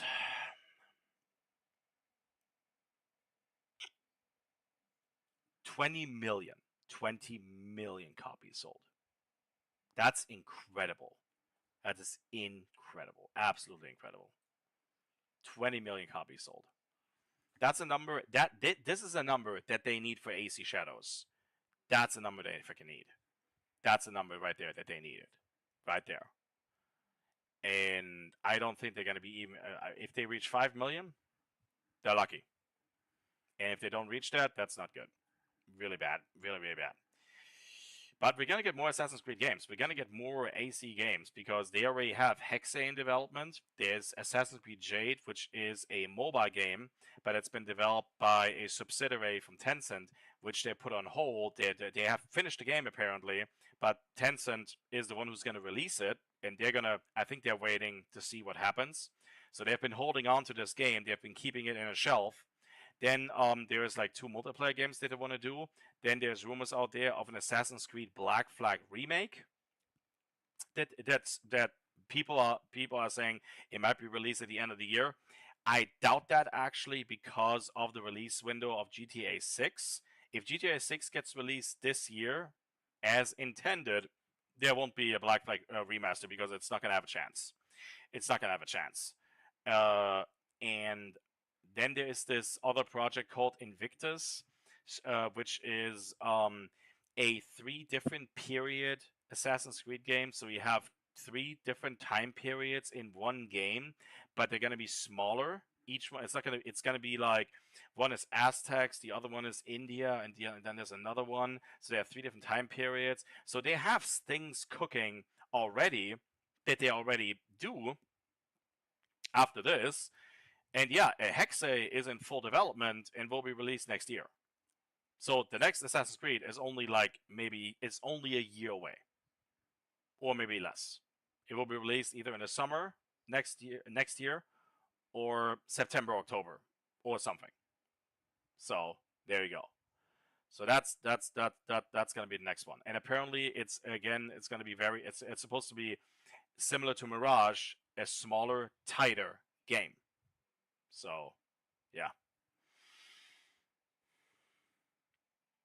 Which is really too bad. It's really sad that a game that was so good, because it was very good, it just didn't connect with people. It didn't sell. And so Ubisoft has pretty much been left to rely on AC Shadows to make up the slack. That is also something that's really, really bad. If you as a company have so many studios and you're developing so many games and you have misfire after misfire after misfire after misfire, and you're relying on your one IP that is usually that's usually your golden goose that always hits, and it doesn't. Yeah, that's. I would say for a company that's a very not good position to be in. If you put all your eggs into one basket. Oh, we tried this, we tried that, this doesn't sell, this doesn't resonate, that didn't sell, that fell short, this got canceled. We got one last chance, one last hurrah. And then the hurrah is not there. So that's frustrating. It must be frustrating. It must be also frustrating for the poor developers. I mean, here you're putting all your effort into this game to build this game, and then it's not a success, and you can't go home and celebrate. It's sad. I would feel very demotivated and drained emotionally if I had to work. If I worked on such a if you work on one of the biggest IPs, Assassin's Creed, for 4 or 5 years, you help building this. You're part of this 2-hour credit at the end, 2 hours of staff and developers and programmers and art designers, and it's not a success, and you can't, like, that's sad. That's demoralizing for their staff, for their development company, and then they are gonna get dragged, and I don't know what they're gonna be working on. Like, it should be the purpose of a company to have successes, really good successes, and have those teams who build great successes to move on to the next project, to be excited and land another slam dunk. we landed a slam dunk. We made tons of freaking money. We don't have to worry about some other stuff right now. We can take a break. We can take a vacation. We can breathe, and then let's go ahead and another 4 or 5 years development, and let's land another slam dunk. Like this is like your it's soul sucking for those poor developers to be in this position to not see like the nice green, that's supposed to be falling from the tree right now. It's yeah, because here's the thing. A very good example is Alan Wake 2. My apology, Alan Wake 2. Alan Wake 2 was released. It was last year. Hold on. Alan Wake 2 was released last year. Hold on, let me double check when this was released. Where's Alan Wake 2 here? Sales. My apology. Oh, hold on. Actually, here. This is the first game. So the first game actually came out in 2012, and as of March, let me see. As of March 2015, Remedy has said it sold 4.5 million units. Okay. Now, Alan Wake 2. Hold on. Oh, shoot. My apology. I mistyped that. Alan Wake 2. We had a sales here. I'm not saying that Wikipedia is the perfect source, but it's the easiest to get to. So Alan Wake 2, as of December of 2023, my apology, it was released not last year. It was released. Where the hell was it released? Damn, there's a long Wikipedia page. Sorry, it was released in 2023. My apology.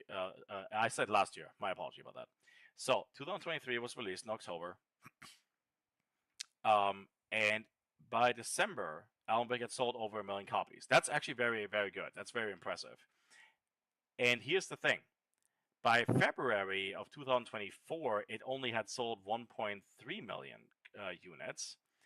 And as of the 19th of November, by the end of 2024, it had sold 2 million copies.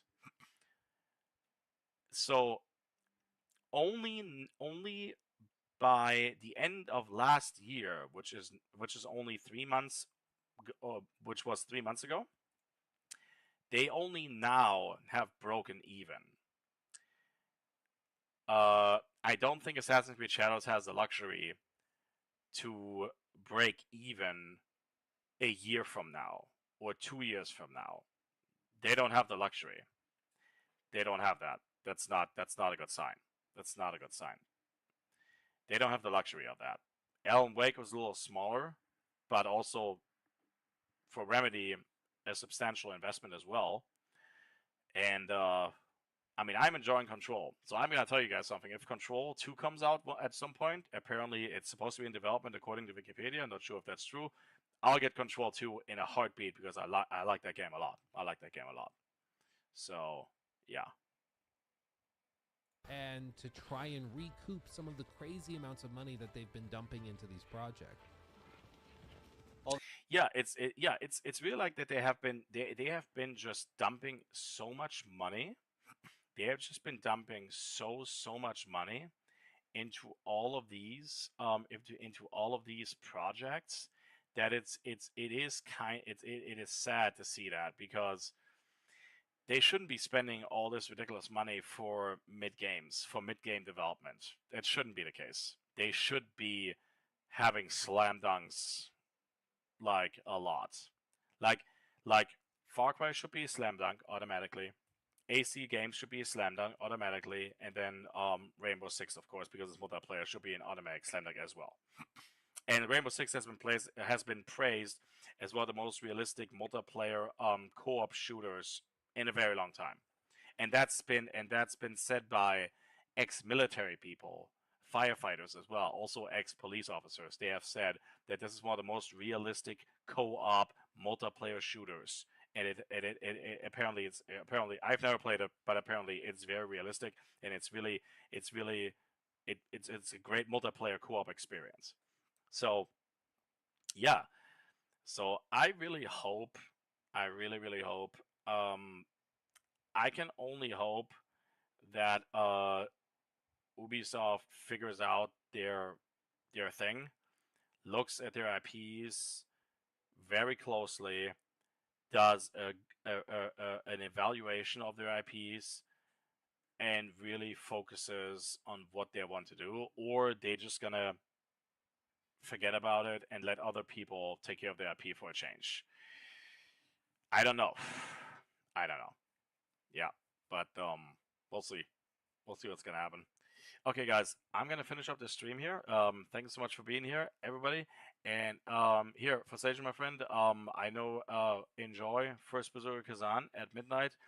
I will not be joining the stream because I do not want anything. I'm already jealous enough that you're gonna get to play it earlier. So I don't want to get the story spoiled. But I hope you're having a great time. Everybody here, if you're interested, join for Sagen in a stream.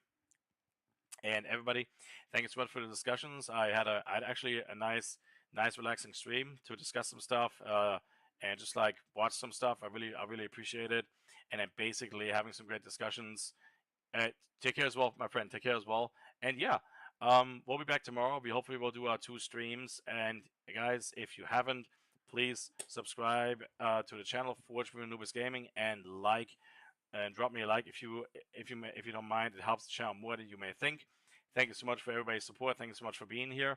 I will definitely be playing and streaming tomorrow. We'll be streaming Control and possibly Elden Ring as well. So yeah, we're gonna do an AM stream and then a evening stream. I'll let you guys know. All right, I will post it in the channel, and hopefully I'll see you all guys tomorrow. Have a wonderful rest of your evening and a good rest of your weekend. Bye, everybody. Be safe. Be safe.